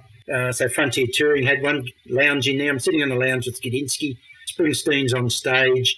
And so by then you start to relax. Once the main act is on stage, you're relieved because there's no disasters. The show's going to go ahead. There'll be no refunds. He's too sick to play or anything like that. I'm sitting there yakking to Gudinski. I think we're in about the 3rd song. Springsteen starts a song and Gudinski pulls out a piece of paper and looks at it and says, he's sticking to the list tonight. I said, what's that? He said, I've got the set list. Now, I don't know if people realise with Bruce Springsteen, he handwrites a unique set list for every show, which must be tough on his band because most artists, as you know, they have the same set list for the whole tour. Same encore songs, first encore, second encore. Springsteen you don't know how long he's going to play for. Could play for 2.5 hours, could play for 4 hours. He just keeps playing. So anyway, I looked across and said, he handwrites it and then gives it out to everyone, including the promoter. I said to Gudinski, shit, mate, can I get a copy of that? He says, here, take it. He gave me the list, and I looked down, and 3 songs' time was Born in the USA. Which he didn't do. Yeah. And he didn't do that at his other Australian concerts. Correct. For some reason. That would be his number 1 hit, wouldn't it? His biggest... That'd be known for? Maybe Dancing in the Dark? To me it is. To me that's his anthem. And I'd seen him 3 times in Australia, once down at Kudos with the promoter. He didn't play it. And twice he'd previously played at Hope Estate. Didn't play it. So when I saw the great man, Gudinski, give me the great artist list that says in 3 songs' time, Born in the USA's coming on, I just hair-tailed it out to the front of the VIP mosh pit, as they called it, standing in around all the yahoos, and with my Hope Estate gear on, a radio in each ear, and I just stood there. I actually got I get goosebumps even talking about it. I got goosebumps, and that was where the hairs on my arms, back of my neck, everywhere, stood up, because I knew by the time I got around there and I was ready, the next song is going to be Born in the USA. And standing there, and I was, 2 metres from the stage, having the boss sing that song at my venue that I created was one of the most surreal moments of my life. Definitely the most hair-raising, surreal moment of the concert business. Well, that and Elton we'll get to. Just amazing for me. Michael Hope is with us, on bona fide owner of Hope Estate in the Hunter Valley. Adam asked you about backstage. Tell us about the unique thing you had to build backstage for Mick Jagger. Oh, yes. Oh, God, I couldn't believe it when the way the industry works, and you remember from the old LRB days in Bathurst. No, I'll start twitching. Yeah, I already am. They have 2 types of riders. They have a production rider, which says how many bloody dressing rooms, microphones, speakers, all that stuff. And secondly, they have a hospitality rider, which is so many cans of Coke, beers, whiskey, whatnot, red M&Ms, white towels, black towels, water bottles on the side of stage. So anyway, his production rider requires a running track backstage. Adam, when you talk about the old days of sex, drugs and rock and roll, Mick Jagger actually gets a running track installed. See, that's why he's still at the top of his game, isn't it? Well, how old is he? He's in his 70s, isn't he? Yeah, you have to be, yeah. Yeah. Is there anyone that we, apart from, I mean, I feel for Whitney, but we better not rag on anyone. I was going to ask, was there anyone that you're really disappointed in? Oh, look, to be honest, Eric Clapton's show was tough in that he's the muso's muso, as you all know. Right. Yeah, so I get you.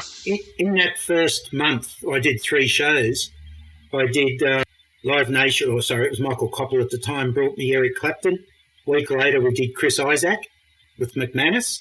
Yeah. And just compare, and then we did The Who at the end of March. And that was brilliant. Yeah. What was really interesting... We'll leave that to Roger Daltrey, please. Keep going. What was interesting was, I suppose, compare and contrast Eric Clapton's stage presence versus Chris Isaak, especially, and, say, The Who. And even the Counting Crows, who supported The Who, were brilliant. The problem with Eric Clapton, he doesn't engage the crowd. Sure. Like a Farnham or like a Barnsey, Knowlesy, but Chris Isaak. So I don't think anyone would ever say Chris Isaak is a better musician than Eric Clapton. But Chris Isaak engages with the audience. So he has more people cheering and yelling and engaging with him, whereas Eric Clapton a lot turned his back to the crowd, played music with the band. That was a bit of an eye-opener to me, and one of the touring guys, the production guys, I won't say which one, had said to me, he says, mate, every tour he's been doing that, he's sort of getting worse and worse at doing it. It's like he's engrossed in his music, but he's not thinking, it's like he's putting on a performance, he's putting on a show, but not thinking of engaging with the crowd. So that was probably the disappointing one. Can you imagine Freddie Mercury not engaging the crowd? I mean, it wouldn't be a Queen concert. Yeah, I mean, that's half. I guess that's half the show of watching these big bands and these big stars is getting to know them via the way they interact with you. So I get you what you mean about Eric Clapton. Like, he is a muso's muso. So the musicians think, oh, wow, he's all these bells and whistles. But if someone like me went up and saw him, I'd just say, this is batshit boring. Like, he's sitting there strumming a guitar. Yeah. So, and that's why, like I say, the week later, Chris Isaak played. Yeah. And the crowd were screaming and roaring. Yeah, sure. Because if you think about, I'll give you an example, big rock bands of today, like the Red Hot Chili Peppers, their music's not that well written and their vocalist is shit. But because they're so in your face and they've got the look and the way they engage with people, that's what's made them so big. Like, what's his name? I can't remember his name off the top of my head, but the lead singer, he's not that great of a vocalist. Yeah. Neither is Mick Jagger. No, that's right. No one's James Hetfield from Metallica. Like, all these big bands, they're traditional front guy. The persona's like 60% of being the front guy, and the actual vocals is 40. That's right. Live performing is about engaging with your audience. That's right. And this has always been a stickler for me. The older bands, the bands that have been around for 20 years or so, they grew up playing pub gigs to start with. They weren't formed in a studio. AC/DC, The Angels, especially all those early Australian bands, Rose Tattoo, they all started playing at the Bridge Hotel. They all started playing at the Bridge Hotel in Rozelle. They played the Annandale Hotel in Annandale, and you came up playing pub gigs. That's why you have such a stage presence. But these days, the bands, you say, all right, take you because you've got nice long hair, you've got a pretty smile, and it's just a different ball game. So when you go to see these shows, they're massively manufactured shows where the older bands, it's rock and roll, you know, like it could go anywhere. Yeah, Oils, Chisel. That's right. Barnes is the master of it. He's a classic. Yeah, I mean, the Midnight Oil started playing on the road. Yeah, Midnight Oil started playing on the Northern Beaches. I remember seeing them at the Flicks at Manly, and it was the night that they premiered Run by Night. I'll never forget it. Michael Hope is with us from Hope Estate. We're going backstage today at Hope Estate. Adam, you mentioned riders, the little things that people ask for. Hopey, take us through some of the most bizarre riders you've come across. It hasn't been too bad at our place. As I said, Mick Jagger's running track Build a running track for me. Did he use it? Like, did he just do one lap and then that's it? Like, I wasn't backstage because when you got this is the crazy thing about the concerts. I like the weekends where there's two shows because the first show, everyone's shitting themselves. You got cops, security, people lined up. Is everything ready? Is the sound check right? Can we open the gates? Hundreds of people working on bars in functions. I'm not even thinking about what's going on backstage, okay? I might see the promoter early that morning, so I don't get back there. So when someone like a single show, like Chili Peppers, Stones, or Springsteen's single one, it's rare I even get backstage at all. So I tend to talk to the guys on the Sunday or after the show's over and say what happened, who did what, how did it all work. That's when I get all the feedback. So I didn't actually go back when the Stones were there to see it, but you would assume so. They all share a green room at the back. We put up a 200 square metre tent, can fit about 80 people, and there's food going all day for that. The riders, they're a bit of a hoot because we get to supply the alcohol out of them mostly. I'll tell you the Boy George story. You're going. Culture Club played there. McManus put a show on, and I was there backstage saying, because it wasn't a huge crowd. I was there backstage saying hello, getting some photos. We put kegs on backstage, kegs on in the green room for everyone. Freshest beer you'll get. I was there with George and his band. Had my arms around him and one of the other guys. I said, when you guys are done, go backstage, the freshest beer you'll ever get. I've just sent a couple of kegs down from my brewery. I only brewed it this week. It's really fresh. Boy George looked at me and said, I don't drink. I haven't drunk for, 10 years or something. And I looked at him and I said, well, why in the bloody hell did you have a Belvedere vodka on your bloody rider? He goes, that's my manager. He just takes that. Go, you bastards. So if you actually saw the amount of grog they put on the riders, generally a lot of it doesn't get drunk. Yeah, right. Most of it is waters, towels and soft drinks. But what the old trick is, they'll go and put, I think it was a Bon Jovi, was it, Luke? Someone like that we've talked about before. One of them went and said, I want bloody, only bowls of red M&Ms. No, it was Van Halen. It was David Lee Roth, who insisted on only brown M&Ms in his dressing room. And it's not because he wanted brown M&Ms. It was so that he knew that they'd check the rider. That's right. So, yeah. So most are pretty reasonable. They're just happy with, a bit of wine, a bit of beer. Because as I've said, it's a working show. Yeah. So the artists won't drink. Most of their roadies, their travelling guys are happy to have some beers. And, I got I'll tell you a funny one with Mick Fleetwood. He was the first show he played at my place. It was when Live Nation did a couple of shows. Tour manager, Luke, was the LRB tour manager, David Hughes, same guy. Yeah. Backstage, one of the production guys grabbed me and said, you've got I put some wine backstage, and they said, Mick really liked your Merlot. I think it was my reserve Hunter Valley Merlot. And they said, he's run out of Merlot that brings from America. Can we get a few more, can we get some Merlot for the rest of the tour? I said, okay, well, how many shows you got left? I think they said, we've got 4 shows left. I said, what do you want? Just 6-8 bottles? Says, no, can we get 3 cases? I got paid for that one at least. Similar thing happened with Rob Thomas was there, and one of his production guys said, can we get a couple of cases of wine for Rob to take away? I go, sure. And we'll send 2 cases of wine down, invoice the tour manager. It was David Hughes. He declined to pay the invoice. He said that was just one of the production guys that ordered that. That wasn't Rob. I went, bloody hell. So I learned my lesson there. You've got this hierarchy on who is authorised to charge things, and because they're all these backstage production guys, can we get some beers? Can we get some wine? Drives you crazy. We're going backstage with Michael Hope from Hope Estate in the Hunter Valley. Hope, take us backstage with Elton John. Yeah, it's pretty surreal. So the 3 ways the artists get to Hope Estate. As you know, we're a 2-hour drive from Sydney, so most will come up by car, by an Audi or something like that, and then the show's over, they jump in and depart. Generally, while everyone's screaming, more, the artists' tail lights will be there as they're driving back to Sydney. Some come by, the Eagles came by jet from Sydney. The Eagles? The Eagles? Yeah, the Eagles, they played there. Were they all getting on at this point? We were all travelling in jet together. Okay, sorry, keep going. Yeah, there's another funny Eagles story I can tell you later. Anyway, Elton comes by chopper from Sydney. So he comes in mid-arvo, and the way his setup works, he gets a massive tent built that looks like a hotel suite. He comes and actually has a rest pre-show. Again, it's not sex, drugs, rock and roll. Packers chopper pilot had flown, I think it was the Lowies in the day before for an Elton show, and this was Elton's second show. It was a double-header weekend.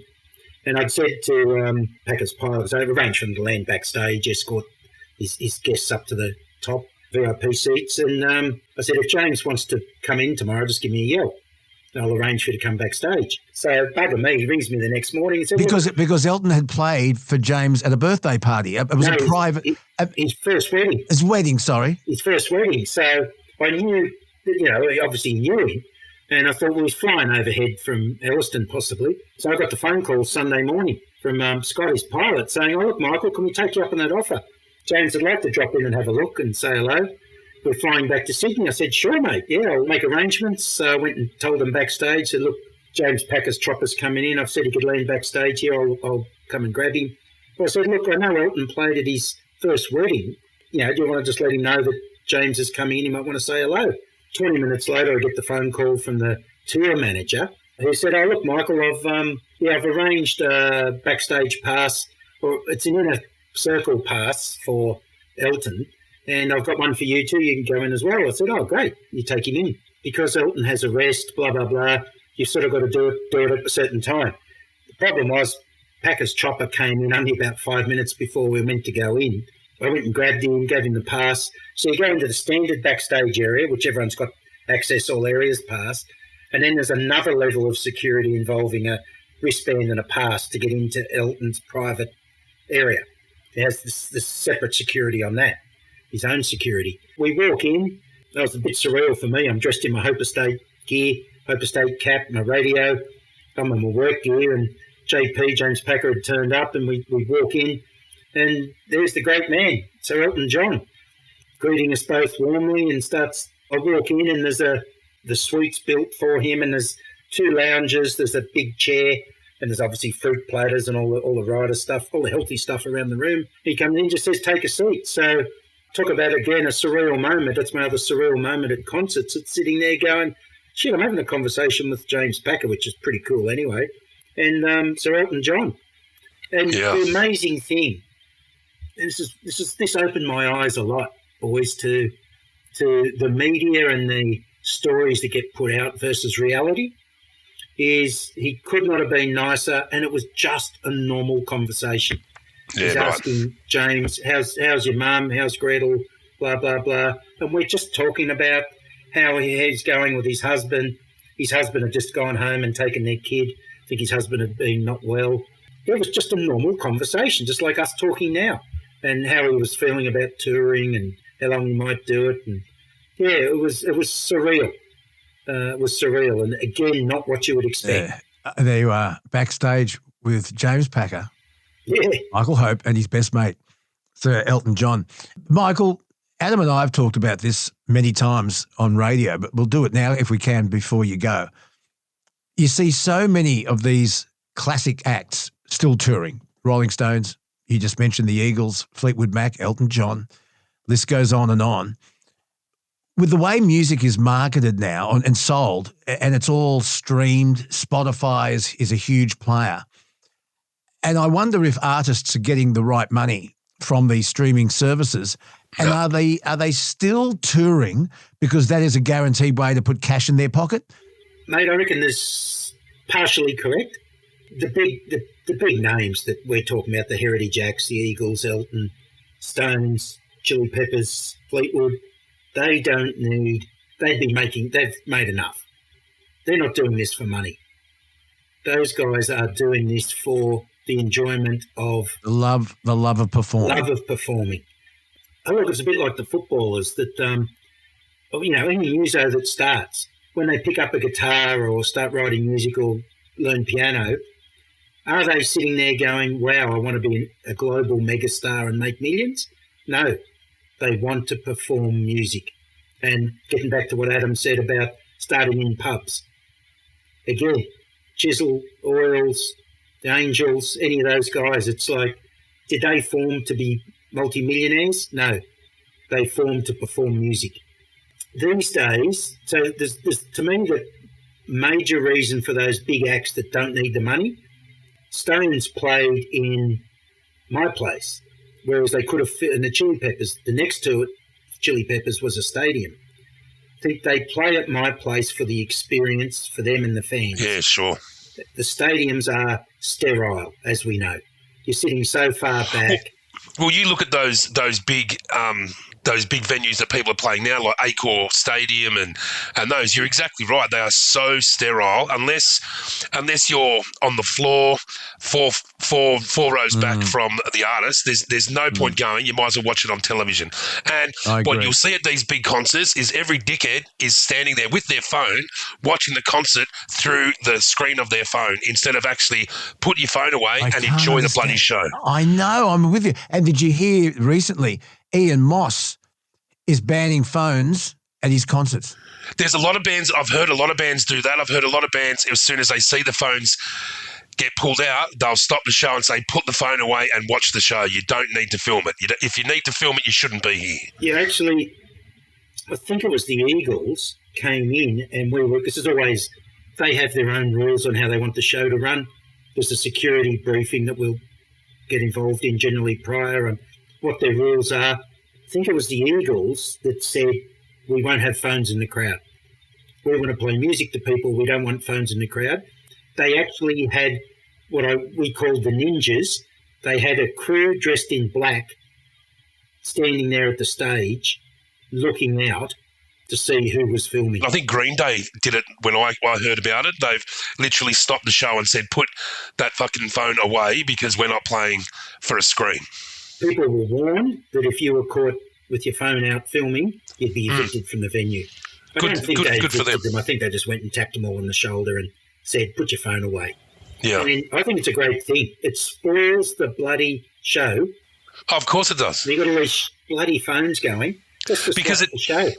It used to be back in the day, everyone would hold up their cigarette lighters. But now when you see footage of these big shows, everyone's just got a screen out instead of the bloody cigarette lighters. Well, what they're doing now, the big guys at the big, I think the Coldplay might have done it, they get these wristbands, LED wristbands, so that they then have the wristbands all programmed, different areas they set off at different colours and all that. Cool. It's like, but see, those shows are very well curated spectacles. Orchestrated, yeah. They're spectacles. Yeah. They're not the type of show that will play at Hope Estate. The type of show that plays at Hope Estate are, that, like you talked about, Adam, the older guys that have grown up through playing to live audiences that can engage with the crowd, not be intimidated, not need all the bells and whistles. That disappoints me. That's not as authentic, all the bells and whistles. I don't enjoy that as much as watching a band get down and dirty and engage with the crowd. You're right. You're exactly right. Hopi, I know you've got to go.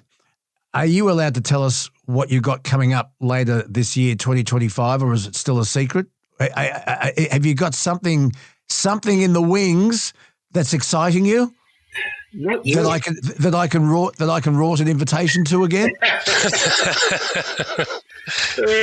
I held you off long enough. I finally got you to the cause, only because you'd organised the interview with Sharon Corr, which was pretty cool. We did, and you didn't know about that. That was a surprise. We had Sharon Corr. Yeah, and they were great. The millennial who produces this, Kelsey, I want to send her and her. She's recently engaged, Hopi. She got engaged a few Saturdays ago. I want to organise something for Nathan and Kelsey at your place. So let us know, and we'll do something for them. Okay. Yeah, look, what's happened with the touring? Just so everyone, I'll tell all the listeners about and you guys, what's going on. Times are really tough for the live touring world.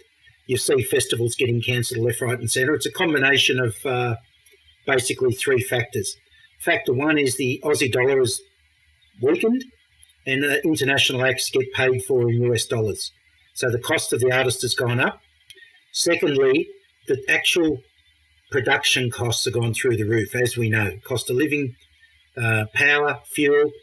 To give you an idea, Bruce Springsteen's show at my place, they had 15 semis. And that's without me having to worry about 5 shipping containers worth of stage. If they were touring the stage for every show, that's another 5 semis. So 15 semis around the country is a lot of cost. And airfares. A big part of the cost of getting all these guys to the country is airfares and accommodation. So say Springsteen's got a touring party of 70. They either charter a plane and fly it around the country, but they've got to get them all out from around the world. And then every night they've all got to be put up in a hotel room. They've got to be fed 3 times a day. So with airfares, hotels, post-COVID hotels, airfares are higher, we know that. So the costs of putting shows on are higher. And to make it worse, cost of living means the ticket sales are a bit softer, which is why so many festivals have cancelled. So it's really a hard gig at the moment for promoters to take a punt on putting on shows because their costs are up and their ticket sales are potentially down, unless it's what I call the no-brainers. The Taylor Swifts, the Coldplays, the Ed Sheerans that'll play the stadiums. Okay, one last question. Who is on your bucket list? Who would be the ultimate act to get up there onto Hope Estate? The ultimate act that's never going to happen, ABBA. I say the ultimate because they don't, as we know, they haven't bloody performed live for, 30 years or 40 years or whatever it is. Bring me a hologram. Can you imagine people paying money to see a hologram of someone? I don't get that. I'd love that. Dire Straits, my top 3. Well, Springsteen's played. My top 3 would be ABBA, Dire Straits. I'd love Akadaka to play in my paddock because the trouble with those real big acts, boys, is that their break even is bigger than my capacity. Yeah. The cost of their fees or their expectations, the large touring parties, the shows they put on, their break even might be 40,000 tickets. Well, I can only fit 20, 21 at my place unless they play in my big paddock. So I sometimes have discussions with promoters about getting into the big paddock, but they go to the stadiums, and what's happening more and more is they'll wangle a deal out of the state government or the local council to subsidise it. So it's hard to compete with that. Well, we'll watch the space. It's a fascinating career path that you've taken, but you're still a pharmacist. So still work a few days a month. So we'll organise that prescription off microphone, okay? Nikki's told me I'm not allowed to sell you little blue pills. No, she insists on more of them. Unfortunately, they may not be for me. No, I'm only joking. Adam McDonald, why you've still got Adam here. Hopi, is there something you'd like Adam to evaluate for you? Maybe, is there a toy from your childhood that you'd love to be reunited with? What have you got? Well, mate, because I'm nearly 63, I'm of the era of Tonka trucks, Tonka toys. Very cool. And the old Matchbox cars. I used to love just getting out the dirt and digging with those. So I'm curious to know, Adam, what's the market for Tonka toys? Do it's they still huge. Make them? Yep, no, they don't still make them, and especially those early ones, because like you just said, Hopi, when kids got the Tonka toys, it's straight out there in the sandpit. They're getting scratched, they're getting busted up. So to find vintage Tonka in good condition is very, very rare. I've got a guy that's one of my clients, Andrew, who's a massive Tonka collector. He's even bought in from the States one of those American utes that looks like a Tonka truck. Wow. Like that's how nuts this guy is for Tonka. And I sold him I think it was a 1983 in the box Tonka truck for $1,800. Wow. So that would have retailed for about $9.95 back in the day, probably even less. But he paid $1,800 hammer plus my 22.5. So huge market. It's that whole, like you just touched on, Mick, that whole nostalgia thing. That's what we do at the auctions. We're selling memories and we're selling nostalgia. Yeah, because I think back to the Tonka toys and how well they were made, mate. They were all metal. Well, this is the thing, and that's they the were thing. Tonka tough. That's right, and that's the thing with that era of toys. They were made to be used, and they were made to be abused, and they were made well because back in those days, if you made a toy, you took it out of the box, you played it in the sandpit for one day, and it broke. You're not going to go and buy another one because it's shit. Because back in those days, it's all about holding on to things and not just replacing stuff. Like I was talking about it the other day. Remember growing up, you used to see television repairman trucks. Yeah. You don't see them anymore because your TV broke. Fuck it, put it out in the front verge and buy another one. These days, it's all just replace. When back then it was just like that's your Tonka truck. You can't break it. But you didn't have that many of them. No, that's right. And the Matchbox cars, it was like those days. Money was tight, like all of us in those days, and it wasn't such a consumption era. It wasn't that's like right. You had tons of stuff. It's like, wow, that's my prized Tonka. I had a front-end loader. And I just remember how I can picture it, yellow, how sturdy it was. And that's it. Your manager took it with you. They didn't break, mate. That was part of their advertising, the red and the yellow. Everything was red and yellow. Yeah. And, the slogan, Tonka Tough. Tonka Tough was the slogan. There you go. I also think, Adam, Hopi and myself, our parents came from an era where they had gone through a world war. Possibly their parents had gone through a depression. Everyone lay-byed. No one got into debt. You borrowed money for your house or your land. Everything was lay-byed. And so you did repair things because people weren't frivolous and they didn't have the income that, well, maybe they used to darn socks for Christ's sake. They used to fix things. So maybe it was the era we were brought up in, Hopi, but they were the days. It's good to see your ugly face again. Thank you so much for taking us backstage at Hope Estate. We're going to get up there soon. I want to get Kelsey and Nathan up there as an engagement present. We'll organise that. Our love to Karen and the boys, and please, let's catch up soon. Love to. Good to talk to you, boys. Yeah, good to see you, Michael. Take care, bud. Now, Vice Captain, last time on the Man Cave, we were talking about Noel, who had a cat. We spoke to him. Who had a cat that loves to go to the pub with him. And people have sent it, and we love the fact that he had a cat called Noel. I mean, that's a normal name, isn't it? Absolutely. You'd have a conversation with Noel. Well, you could actually, even at the pub. So we've had some response, Kelsey. What's happened? Well, hello, guys. Welcome to the Bonafide Dog Show. Here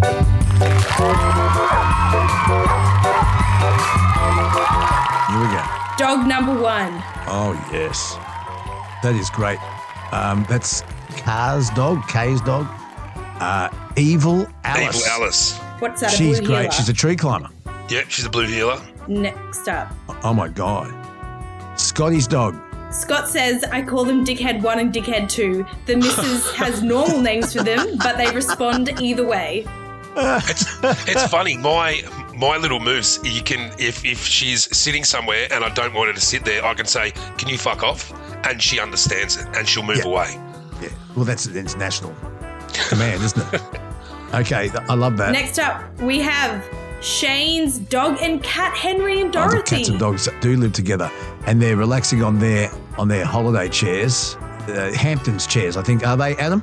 They're called Sunrise chairs. Next up, we've got Teresa's dog.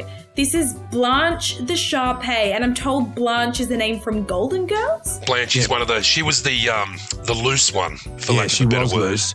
And can I just say this? Blanche needs ironing. Very good. Next up, we've got Andrew's dog, Cooper. Yeah. Is it little King Charles Cavalier, is it, or something? We'll just pull up there. I'll tell you, I'm going to introduce you to, this is Kevin. Come on, Kevin. Coming over here, Kevin.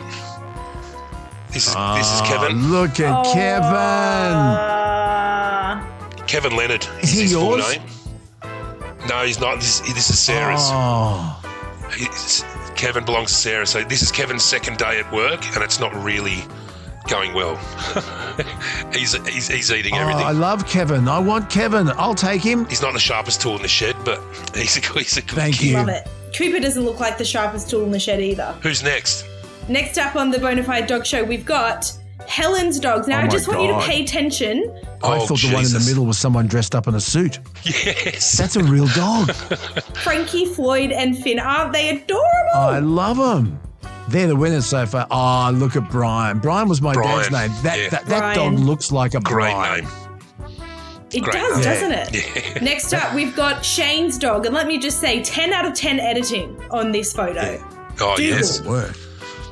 Okay, it's Dougal. There, like Dougal. I like Brian. I like Kevin. Kevin, I think Kevin for the win. All right, next up, we've got Rachel's dog, Odin, doesn't he look like a sweetheart? He doesn't look like an Odin. Wasn't Odin a Norse god? Yes, he was. I think he looks like an Odin.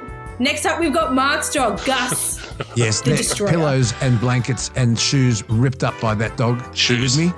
Yes. Yeah, they're beautiful Gussie boy. I bet he's a sweetheart, though. Boxers tend to be they dribble, they drool. Worth it. I tell you what's good to see. You see boxers and Dobermans and Rottweilers now with their real tails because it's illegal to dock them. And it's funny to see them, isn't it? Yeah. Yeah, thanks for your support. Next up, we've got a special entry. This is my dog. That's Kelsey's dog, Riley. We've looked after Riley a number of times. Riley is completely neurotic. You are like your owner. Riley is the most neurotic dog I've ever seen, but she's very affectionate. She's not. She's so cute. Look at her face. Hello, Riley. She's sneaky puppy. Hello, today. Riley. Riley. Okay, goodbye, Riley. Riley is gorgeous, but she's neurotic. All right, who was your favourite dog? Brian. Oh, I've got to go with Brian. I'm a bit biased, Kevin, but I think Brian, he looks like a newsreader. Yeah, I don't know. Brian, he looks like someone you could sit down and discuss philosophy with. Yeah, he's or like English literature. Yep. Yeah. And I reckon Brian has smoked a bit of... I reckon Brian back in his day, he's a folk musician too, I'm thinking, and a poet. I think so as well. He'd probably wear tweed. Oh, without a doubt. Yeah. Dickie Brian's tweed. our winner. What does Brian win, Kelsey? We'll get something from Hope Estate. We'll find something. Get something. Good hope. I'll just tell Michael, send a box of Michael's the Hope Estate beer. The 3.5 lager is sensational. It's going to be drunk very, very cold, but it's a very good beer, folks. Vice Captain, thank you for joining me in the Man Cave again. It was a good one this week. Interesting stuff, wasn't it? Always interesting. Hope he lives a very interesting life with his pharmacy to his rock and roll venue. It's a fascinating life. He's a great talker. What have you got coming up, Adam? What have I got coming up? I've got my natural history sale that's going to go online by next week, and this is with my gold nuggets. So have a look at that, allbids.com.au. There's some beautifully naturally formed gold nuggets. It's a wonderful little sale. And remember, if you find gold or coal or uranium under your house when you're doing the garden, shut up. Yeah, don't say anything because you'll get it. Don't say anything. Yeah, they'll take it. That was an interesting story. I can't believe it. I can't believe that know. they can nominate the price and say that's it, or we're going to dig underneath you and your house is going to fall down. Like, it's ridiculous. Yeah. A man's home is his castle. It's like the movie, isn't it? It's not. Yep. They can just take it away from you. Interesting stuff. All right, then, if you've got a question for Adam, please send it in lukeBonerRadioGuy@gmail.com. Or how do they find you? Adam@allbids.com.au. Anything you want to sell, anything you want to buy, anything you want some evaluation on, just hit me up there. Adam McDonald, love your work, Vice Captain. Talk to you soon. Thanks, Skip. Thanks, Kels. Listen, thank you so much for your company. Thank you for listening. Thank you for sharing. Please share. Please like. Do all that. And we'll talk again soon. Any feedback, LukeBonerRadioGuy@gmail.com. Or leave a voice message because we love your voice messages. Talk soon.